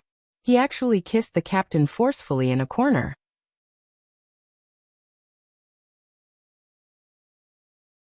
Chapter 886. When Yunhu saw Lin Feng was in such a state. He seemed to be in a daze and his face was obviously red. "Didn't you go to buy water? Where's the water?" With Yunhu's reminder, Lin Feng remembered that he hadn't taken the mineral water, but he couldn't explain the reason. He sat on the chair and shut his eyes. "I'm not thirsty anymore." The person who had been asking for water wasn't thirsty anymore? Yunhu arched a brow, but didn't expose him. When he glanced up, he saw the two of them walking over from the direction a certain someone had come from. His voice was filled with understanding. "Did you see something you shouldn't have?" Everyone knew how naive Lin Feng was. He jumped immediately. His gaze came into contact with Yunhu's face, especially when he saw the beautiful shape of his thin lips. For some reason, he felt a little awkward. He asked in a rough voice, "What can I see?" With that, he sat back down. Unfortunately, someone came to expose him. "Senior, you forgot your water." It was Bojo. She sat beside Lin Feng, her voice soft. "Did you get a shock?" Lin Feng wanted to reply, but when he met Yunhu's gaze, he pulled her to the side. "When did you and Captain progress so quickly? You even kissed. You saw wrongly." Bojo arched a brow. "The Almighty was warning me not to flirt." Lin Feng pouted. "I saw wrongly? Do you think your big brother is blind? Kissing is kissing. I still have that much tolerance. But how did you manage to get the captain? That's too amazing." "Why?" Bojo laughed lightly. "Are you going to use the same trick on Almighty Yin?" Lin Feng covered her mouth. "Don't spout nonsense. I was just chatting casually. Why are you so agitated?"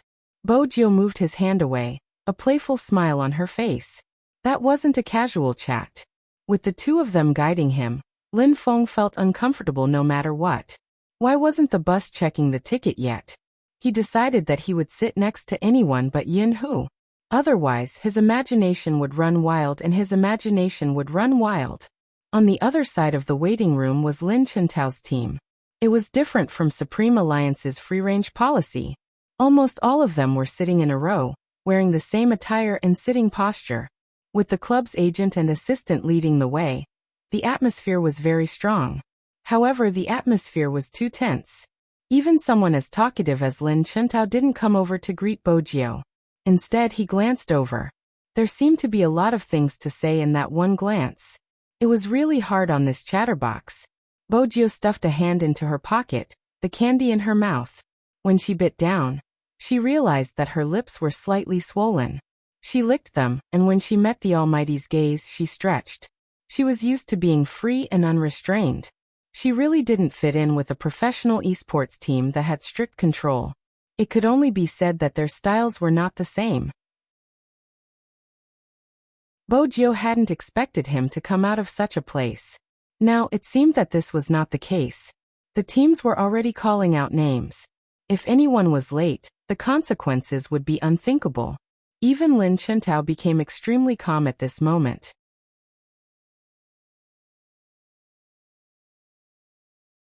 Chapter 887.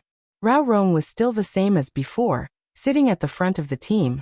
It was obvious that most of the team respected him. Especially Lin Chuntao, he was practically reliant on him. But why was his whereabouts so suspicious? And was it really a coincidence that he had appeared at the cinema yesterday?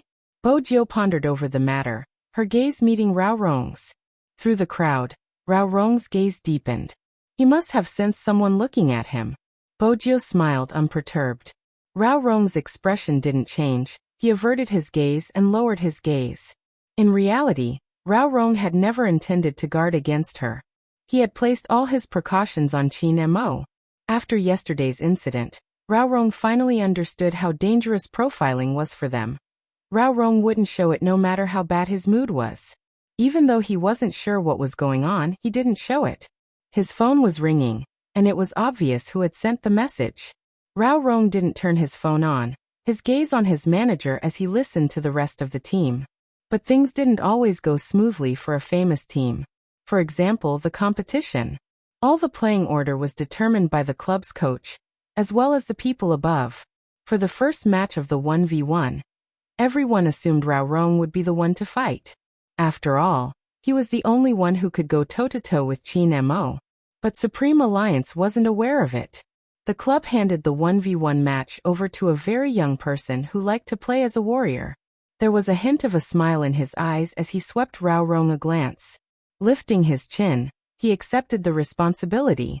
Lin Chuntao wanted to stand up when he saw the outcome. Rao Rong reached out to press him down, his voice calm. "Don't let Supreme Alliance see the conflict between us." Lin Chuntao tightened his fists, turning his head and punching him viciously. He really did not expect that one day, the captain would receive such treatment. How could the newbie win the 1v1? Was it because his father was an investor? Lin Chuntao was infuriated, the anger emanating from his body. His eyes turned red, but he remained silent. Sometimes, even in esports, someone had to compromise in order to keep the team going. And that person had always been the one who had sacrificed more for the team. This atmosphere did not last long. Fortunately, the ticketing on the high-speed rail had already begun, so the conflict did not intensify. Rao Rong was the first to stand up, followed by his teammates. The two teams met at the ticket gate. Sparks flew from the collision. Even before the match began, there was already the momentum of a dragon and tiger fighting for supremacy. Neither of the two captains was weak. It was the same for the team members. Everyone knew that this would be the most anticipated match in the national finals. The confrontation between Rao Rong and Qin Mo. The confrontation between Lin Chuntao and Bojio. Who is the strongest leader? Who was the strongest assassin? Which team was more qualified to challenge Xiangnan? This battle was of utmost importance.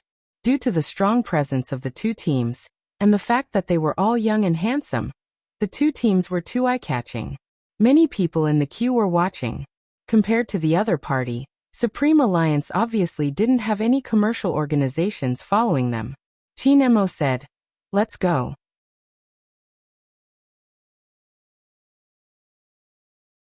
Chapter 888. It was a 3-hour journey. At the start, Lin Chuntao had intended to cause a ruckus in Spadesy's carriage. But now he wasn't in the mood.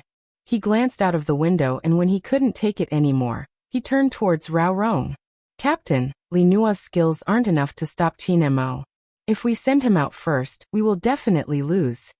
Rao Rong stopped drinking, twisting the bottle cap. Don't worry, Qin Mo won't be participating in the 1v1. I'm guessing they will be fighting a 2v2. 2v2? Lin Chuntao was shocked. Qin Mo has never fought a 2v2. Rao Rong chuckled lightly. That was in the past.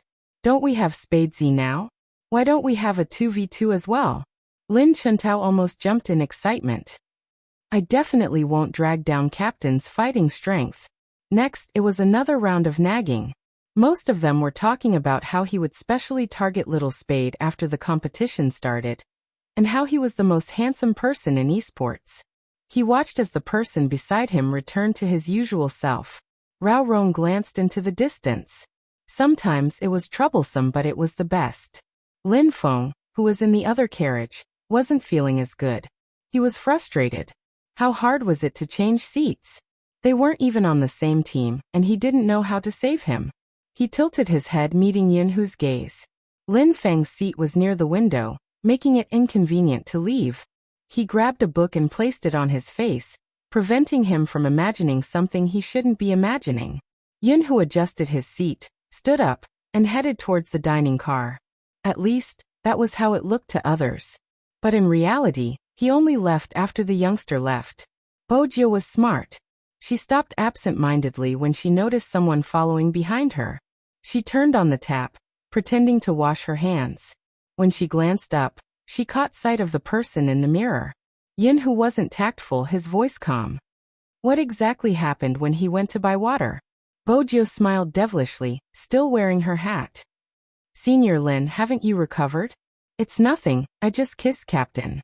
No matter how composed Yunhu was, he couldn't help but raise his eyebrows when he heard this. Bojio leaned over. This is good news for Almighty Yun, it has enlightened him. He will probably be thinking about this the entire night when his team is resting. Yunhu glanced at the youngster. The next time you do anything with Captain, try to avoid it. That guy isn't like Captain, he doesn't have a strong mental endurance. Afraid of scaring him away. Bojio smiled playfully. Yunhu didn't deny it. After he got the answer he wanted, he walked back to his seat and looked at Lin Feng for a moment. Then he sat down and lowered his voice. It's just a kiss. Is it that serious? Those movies you watched in the past, are they all food for you? Lin Feng pulled the book away from his face and thought to himself, F***ck. How can that be the same? What kind of film am I playing? What were they looking at now? I'm starting to doubt my life. Do you understand? But in the end, Lin Feng didn't say anything. He tilted his head and thought about life calmly.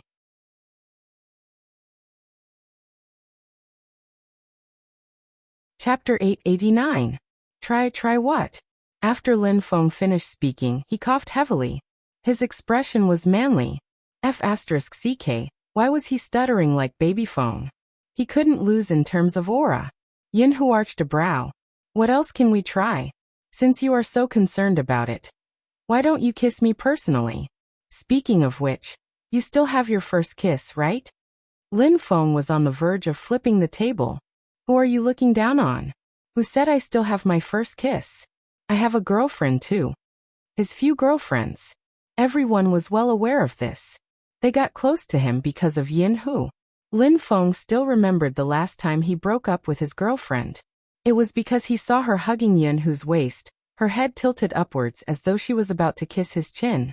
But even so, he had to maintain his image. Yunhu's gaze sank in that instant. Even his voice wasn't the same as usual. That's all? With who? You don't have to worry about that.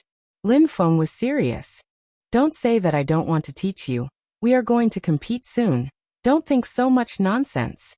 But Yunhu insisted on this answer. With who? Lin Feng's eyes darted left and right. As a straight man, he would never admit defeat in front of other men. Hence, Lin Feng's face turned red as he lied. It's the girl who wanted to seduce you. Her? Yunhu retracted his gaze, his fingers clenched tightly. Lin Feng felt that he had finally managed to deal with it. It was so embarrassing to have his act exposed. Phew. If Bo Jio was here, she would definitely say, "Lin Feng, you naive boy, you're provoking him on purpose." It was a pity that Lin Feng didn't have such thoughts. After the conversation, the thoughts that had been troubling him didn't surface. He just tilted his head and fell asleep. The bathroom on the high-speed train was usually cleaner, especially since Jiang City was the first stop. Even if it wasn't clean, Bo Jio had to stay in there to receive a message. This wasn't a message she could receive in front of the Almighty. She had to hide in the washroom. Bo Jio glanced at her phone screen. It was an email, every word related to Rao Rong, including his background and his father's death. Bo Jio's fingers stilled, her eyes darkening as she replied. "Focus on investigating Rao Rong's father's death. There's something fishy going on." In a high-rise apartment in the city center. On the screen, in the 5v5 hero arena, a red-clothed assassin swept his sword horizontally. When the announcement of 4 kills rang out, he jumped back, making it impossible for the person chasing after him to even catch a glimpse of his shadow. His gaze fell on the lit-up phone screen, and his beautiful thin lips smiled. His face was clear and handsome, and his fingers moved slightly as he replied, "Okay." On the game page there were still people shouting, "Almighty wait, add me as a friend." Hoshino had already exited the game, his fingers tapping on the keyboard as he opened an unknown forum. No one knew the existence of the forum. All IPs will be hidden. That place had the most perfect firewall. It could avoid all the Internet Surveillance Bureau's detection. That was one of Z's important ways to obtain information. The young lord of the hacker world wasn't just a joke, because the firewall here was made by Z himself.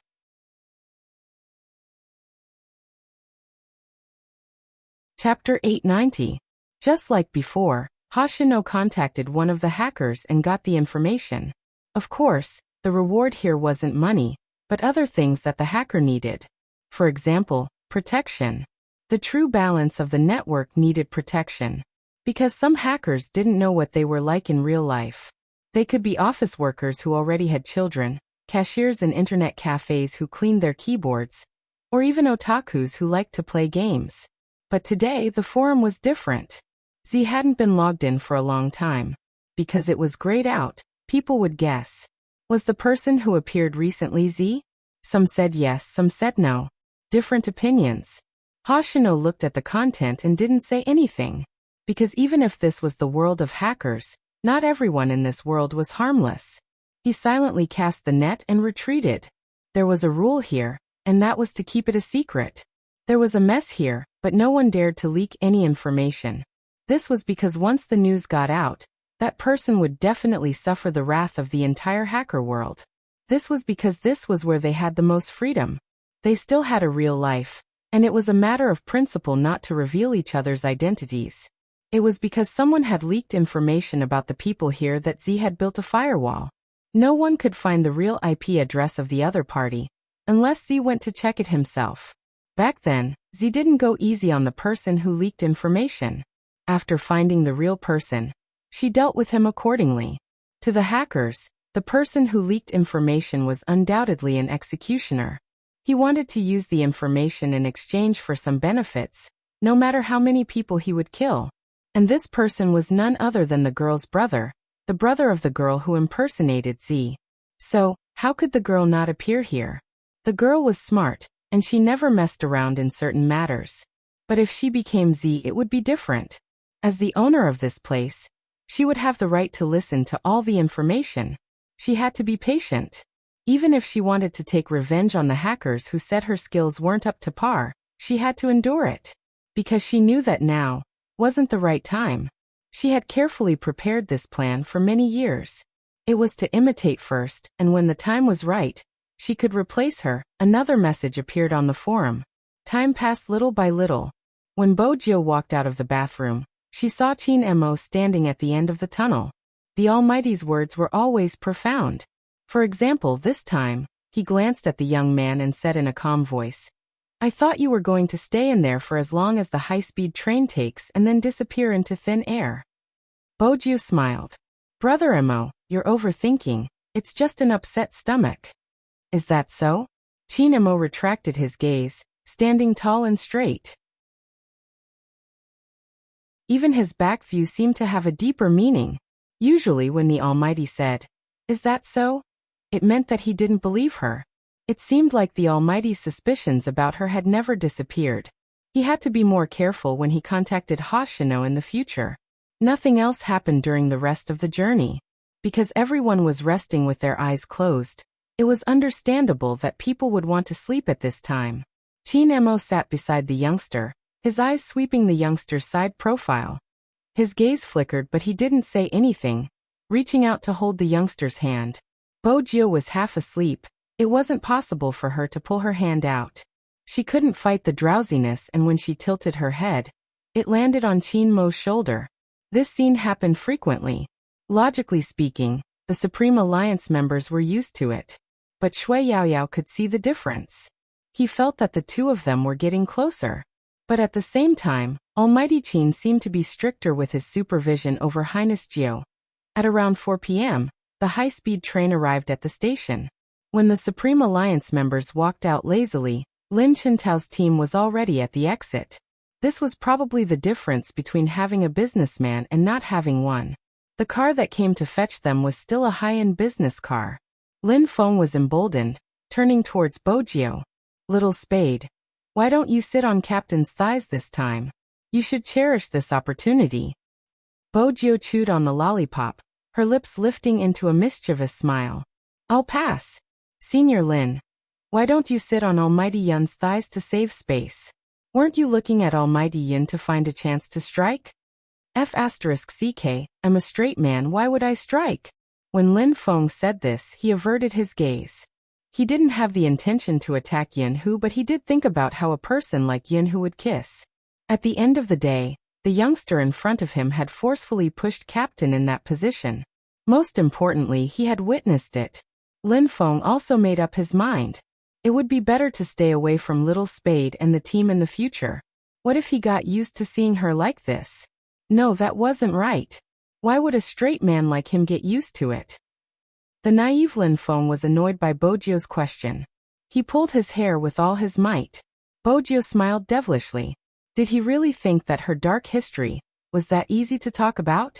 This time, Yunhu didn't save Lin Feng because he felt that a certain someone should be nurtured in this aspect. It would also save him the trouble of giving kisses to random people in the future. The moment he thought about how those lips had kissed someone else and how those hands had hugged someone else, no matter how Yunhu tried to console himself, he couldn't feel happy. Perhaps this was the feeling of falling in love with a straight man. Because he will never fall in love with you. Even if he could endure it for a while for the sake of his brother, he could not endure it forever. After a long time, he probably wouldn't even be able to endure it anymore. Yunhu clenched his fists tightly, watching the scenery outside the window. His jaw tightened and he remained silent. The Hotel Supreme Alliance stayed in was a local star-rated hotel. This was also Feng Yi's greatest success as a manager. Even though he wasn't there in person, everything else was well thought out. For example, this hotel had its own hot spring. Anyone who heard this would want to relax in the water before the match. Bojio was no exception. But just as the youth took a step forward, the back of his collar was grabbed by someone.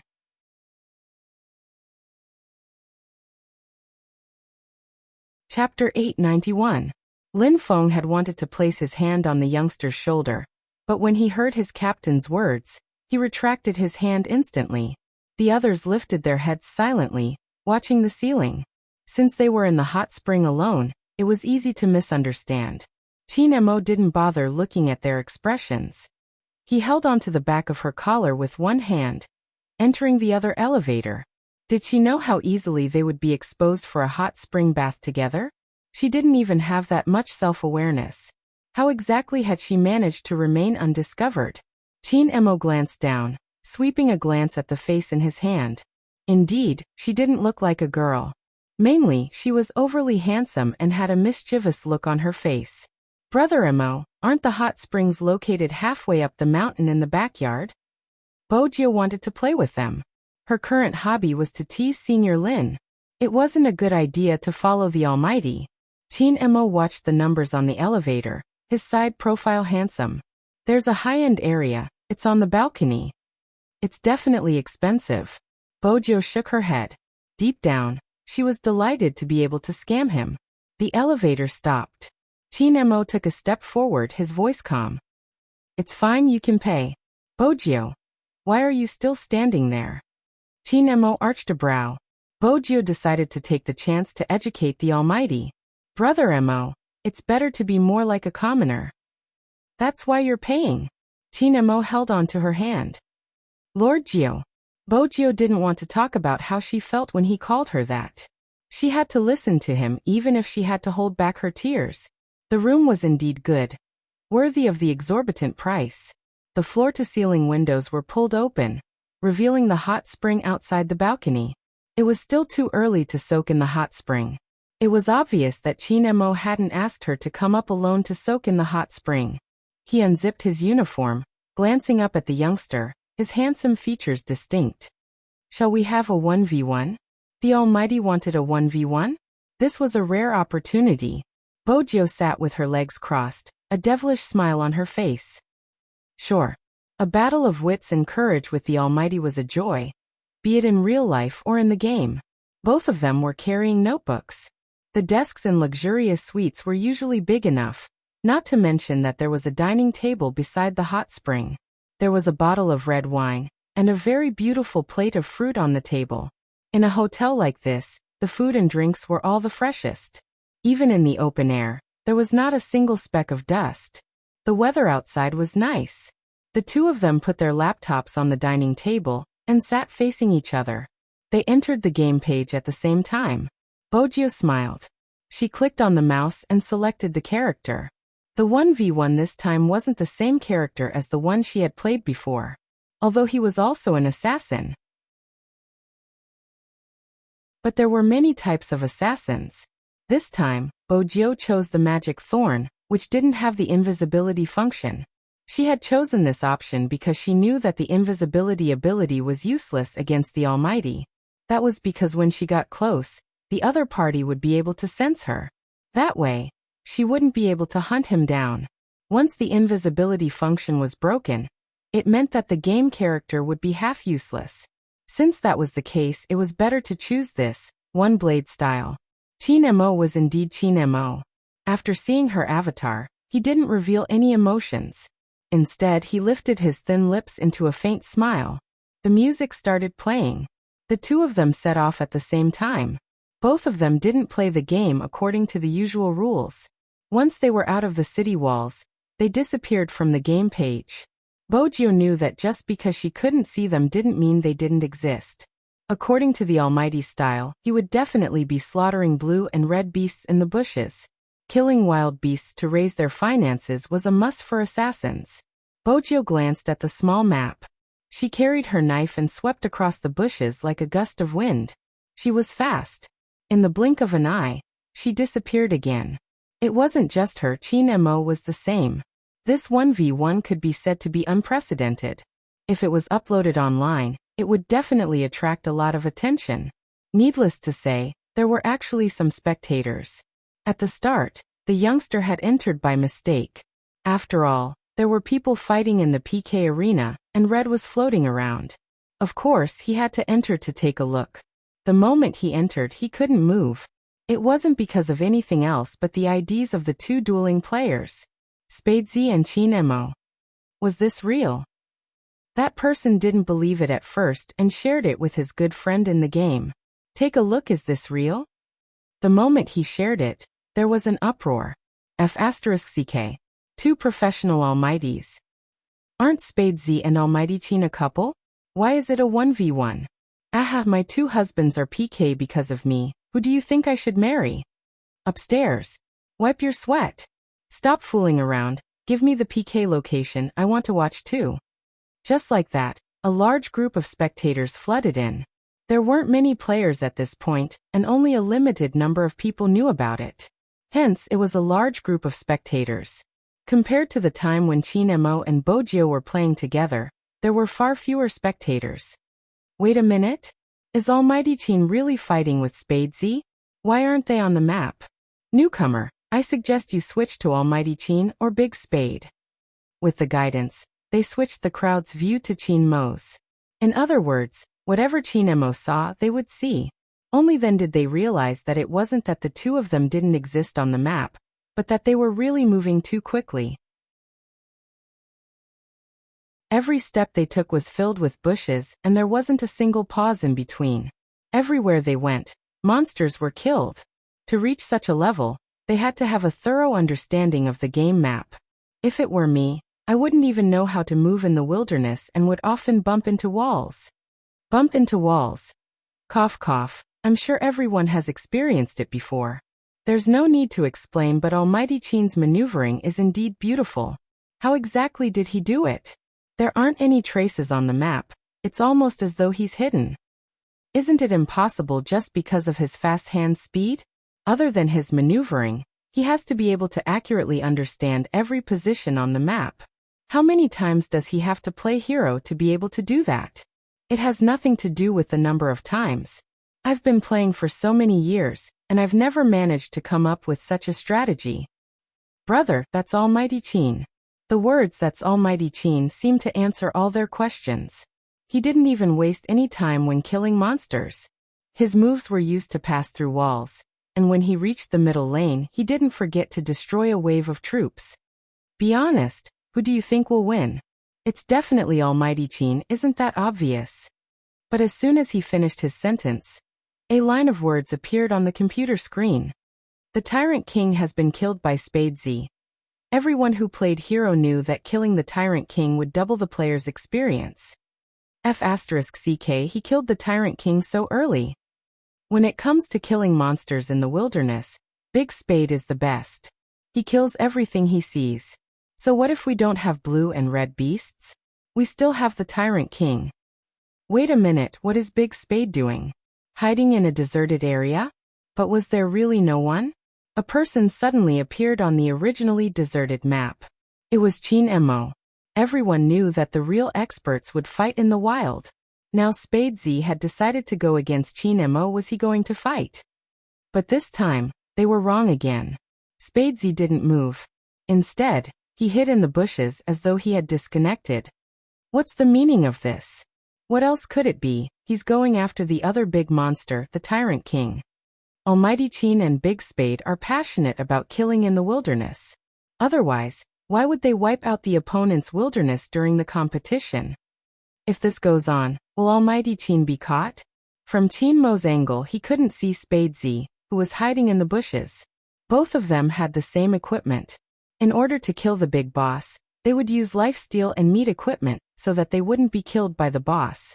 Because when the boss lost HP, the hero would heal.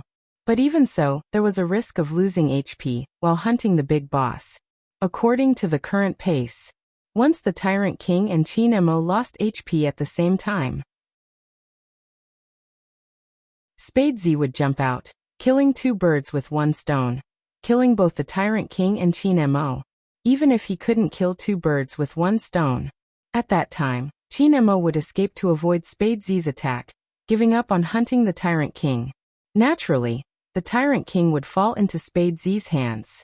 I thought Spadesy and Almighty Chin would kill each other directly, but it seems like the better the player, the more they don't fight directly. Why? If they fight directly at the start, they won't be able to compete. Indeed, the reason why Hero of Legends was more interesting than other games was that it wasn't just a game where you cut me with your sword and I killed you with my sword. Instead, it required the player to think and set up a strategy. How to move, how to attack, when to advance, and when to retreat were very particular. On the screen, Chin Mo only had half HP left, and so did the big monster Tyrant King. Both of them were losing HP. Everyone held their breath, as if they had been waiting for this scene. Simply put, they were waiting for Spadesy to show his blade. Assassins all knew that the strongest move of an assassin was the big move. Whether the big move was used or not, it directly affected whether the person could be killed. It's coming. As soon as this sentence came out, the surrounding players all fell into a state of nervous breathing. They stared at the screen, their eyes lighting up. It wasn't because of anything else, it was because Spadesy, who was hiding in the bushes, had moved. On the other hand, Chinemo didn't have much HP left and the Tyrant King was on the verge of collapse. This was the best time for all assassins to hunt. Bojio narrowed her eyes, her slender fingers moving abruptly. Her movements seemed to be able to create a shadow. It was because of her fast hand speed that she was able to achieve such an effect. In the past, no matter how good people described Spadesy, they had never experienced it for themselves. But now, as they watched him rush out like a cheetah, they realized that other than Spadesy, no one else could attack with such speed. This time, Almighty Qin was probably going to be caught. But was that really the case? The moment Spadesy rushed over, Chinemo leaped over the wall. It was as though Chinemo had eyes in the back of his head, jumping over the wall. He missed. The surrounding crowd was so excited that they didn't care about the situation. Grabbing onto the computer table, their entire bodies glued to the screen. F***CK. How did Almighty Qin do it? I'll give him full marks for that jump. No one would be able to catch him. But the problem is, Almighty Qin is too good at calculating. He didn't jump earlier or later, choosing this moment to let Spadesy tank the monster. Wait a minute, it's not over. Indeed, it wasn't over. The moment Bojio entered the boss pit, she knew she had been tricked by the Almighty. With the Almighty's jump, all the aggro on the boss was directed towards her. Less than half of her HP was gone. But that wasn't the main point. The main point was the Almighty's big move, the 3000 knife cutting. That white slender figure that came and went without a trace flashed back again. A huge silver brilliance instantly filled the screen. It was so beautiful that it was a little ridiculous.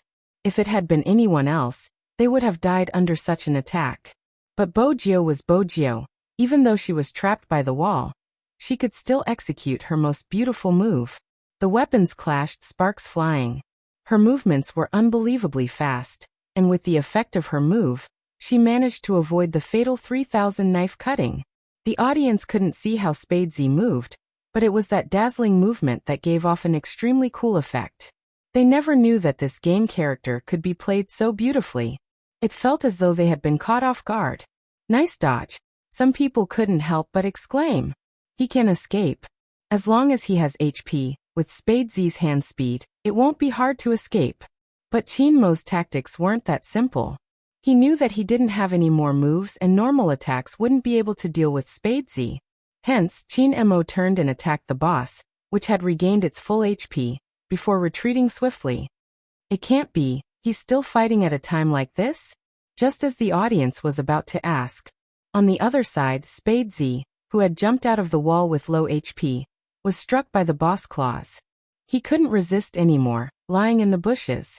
The audience was dumbfounded. They couldn't wait to start a video chat. So Almighty Qin's move was intentional, using the boss to kill? F***CK. This is the first time I've seen someone use such a tactic. Besides, Big Spade was the one who wanted to capture Almighty Qin. But why does it feel like he fell into Almighty Qin's trap? It wasn't a trap. Bojio glanced at the hero lying on the ground, her silver hair moving. When she glanced up, there wasn't a hint of disappointment. Instead, when she glanced at Chinmo, her eyes darkened. Chinmo glanced at the youngster in front of him, meeting her gaze, his voice calm. Hero isn't just about hand speed. Bojio's competitive spirit was ignited. Another round. Chinmo didn't agree. Instead, he stuffed a hand into his pocket and stood up, nonchalantly. Take off your clothes. Bojio arched a brow in confusion. Chinmo replied. It's time for the hot spring, besides you lost. Bojio.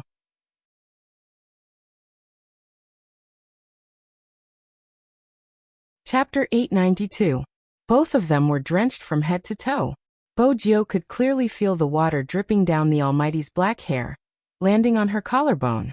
She wasn't sure if it was because of the high temperature, but it felt as though she was being burned. The panting was still ringing in her ears.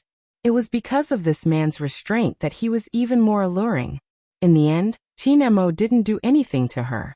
Instead, he carried her into the bathroom. He turned on the shower, the cold water splashing onto her head. Bojio was instantly jolted awake. Her silver hair was still messy as she sneezed. She glanced at Chin Mo, the corners of her lips lifting as she broke into a devilish smile. It was rare to see the Almighty in such a pathetic state. Chin Mo arched a brow, pulling her back into his embrace. Do you really want me to strip you? No, brother Mo, the water is cold. Isn't it inappropriate for me to accompany you? Bojio replied, unable to conceal her obvious delight in his misfortune. Once again, Chin Mo doubted his own taste. Other than this guy's face, what else did he like about her? But even so, he still felt that the youngster who was secretly smiling was so cute that he wanted to hug her and rub her. Chin Mo really did that. Why not? We can shower together. Don't worry, it will warm you up and not let you catch a cold. Chin Mo was always a man of his words. His left hand caressed the youngster's back. Bojio shivered, unable to escape. In the end, the two of them stayed in the bathroom for a long time. Anyway, Bojio had become obedient. Her handsome face was burning hot, her red ears trembling. The word F***ck carried a lot of meaning. She couldn't wear her previous clothes anymore. She wrapped a huge towel around her. On the other hand, the Almighty was still in his battle uniform because he had taken off his clothes. His body was upright, exuding an invincible elegance. Most importantly, he looked much more refreshed. Who exactly was the one suppressing who? Before she heard the Almighty say that they were going downstairs for dinner, she had been a little depressed. Then the Almighty had ordered 30 small lobsters for her, and asked if she wanted to eat them. The little gloom and whatnot disappeared like smoke in thin air. After all, the Almighty's little sweetheart was trying to please her, the overbearing CEO. She couldn't make things difficult for him. Eating lobster and drinking Budweiser was a must before the game. All the Supreme Alliance members were present for this meal. Everyone's gaze swept over the silver-haired youth, intentionally or unintentionally. Finally, it was Lin Feng's turn. With a glass of wine and a sentence, he said to the young man, "Brother, I admire you." It was a miracle that someone could survive after using force on the captain. Bojio bit the lobster pincer, and clinked her glass with one hand. She glanced at Yunhu's direction and said meaningfully, "You can do it too." Lin Feng, who understood the meaning, really wanted to curse out loud. This was probably how boys got along.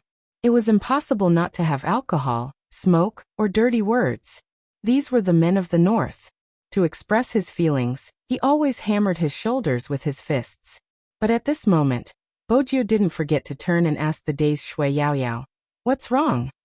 Shui Yaoyao snapped back to her senses, her eyes bright. "Nothing, I just feel that this is good." Bojio laughed, taking the wine glass from her hands. "Girls shouldn't drink so much." Shui Yaoyao had something to ask. She wasn't sure if she was being too sensitive. She felt that Her Highness Jio was acting differently recently. How should she put it? It seemed as though something had come to an end. You're tuning in to the Li Mei's Sword of Destiny YouTube channel. We're so grateful for your support, and don't forget to subscribe to join us on this incredible journey through captivating stories. Your generosity through donations truly makes a world of difference, as it's the primary source of revenue that allows me to expand and enhance this channel for you.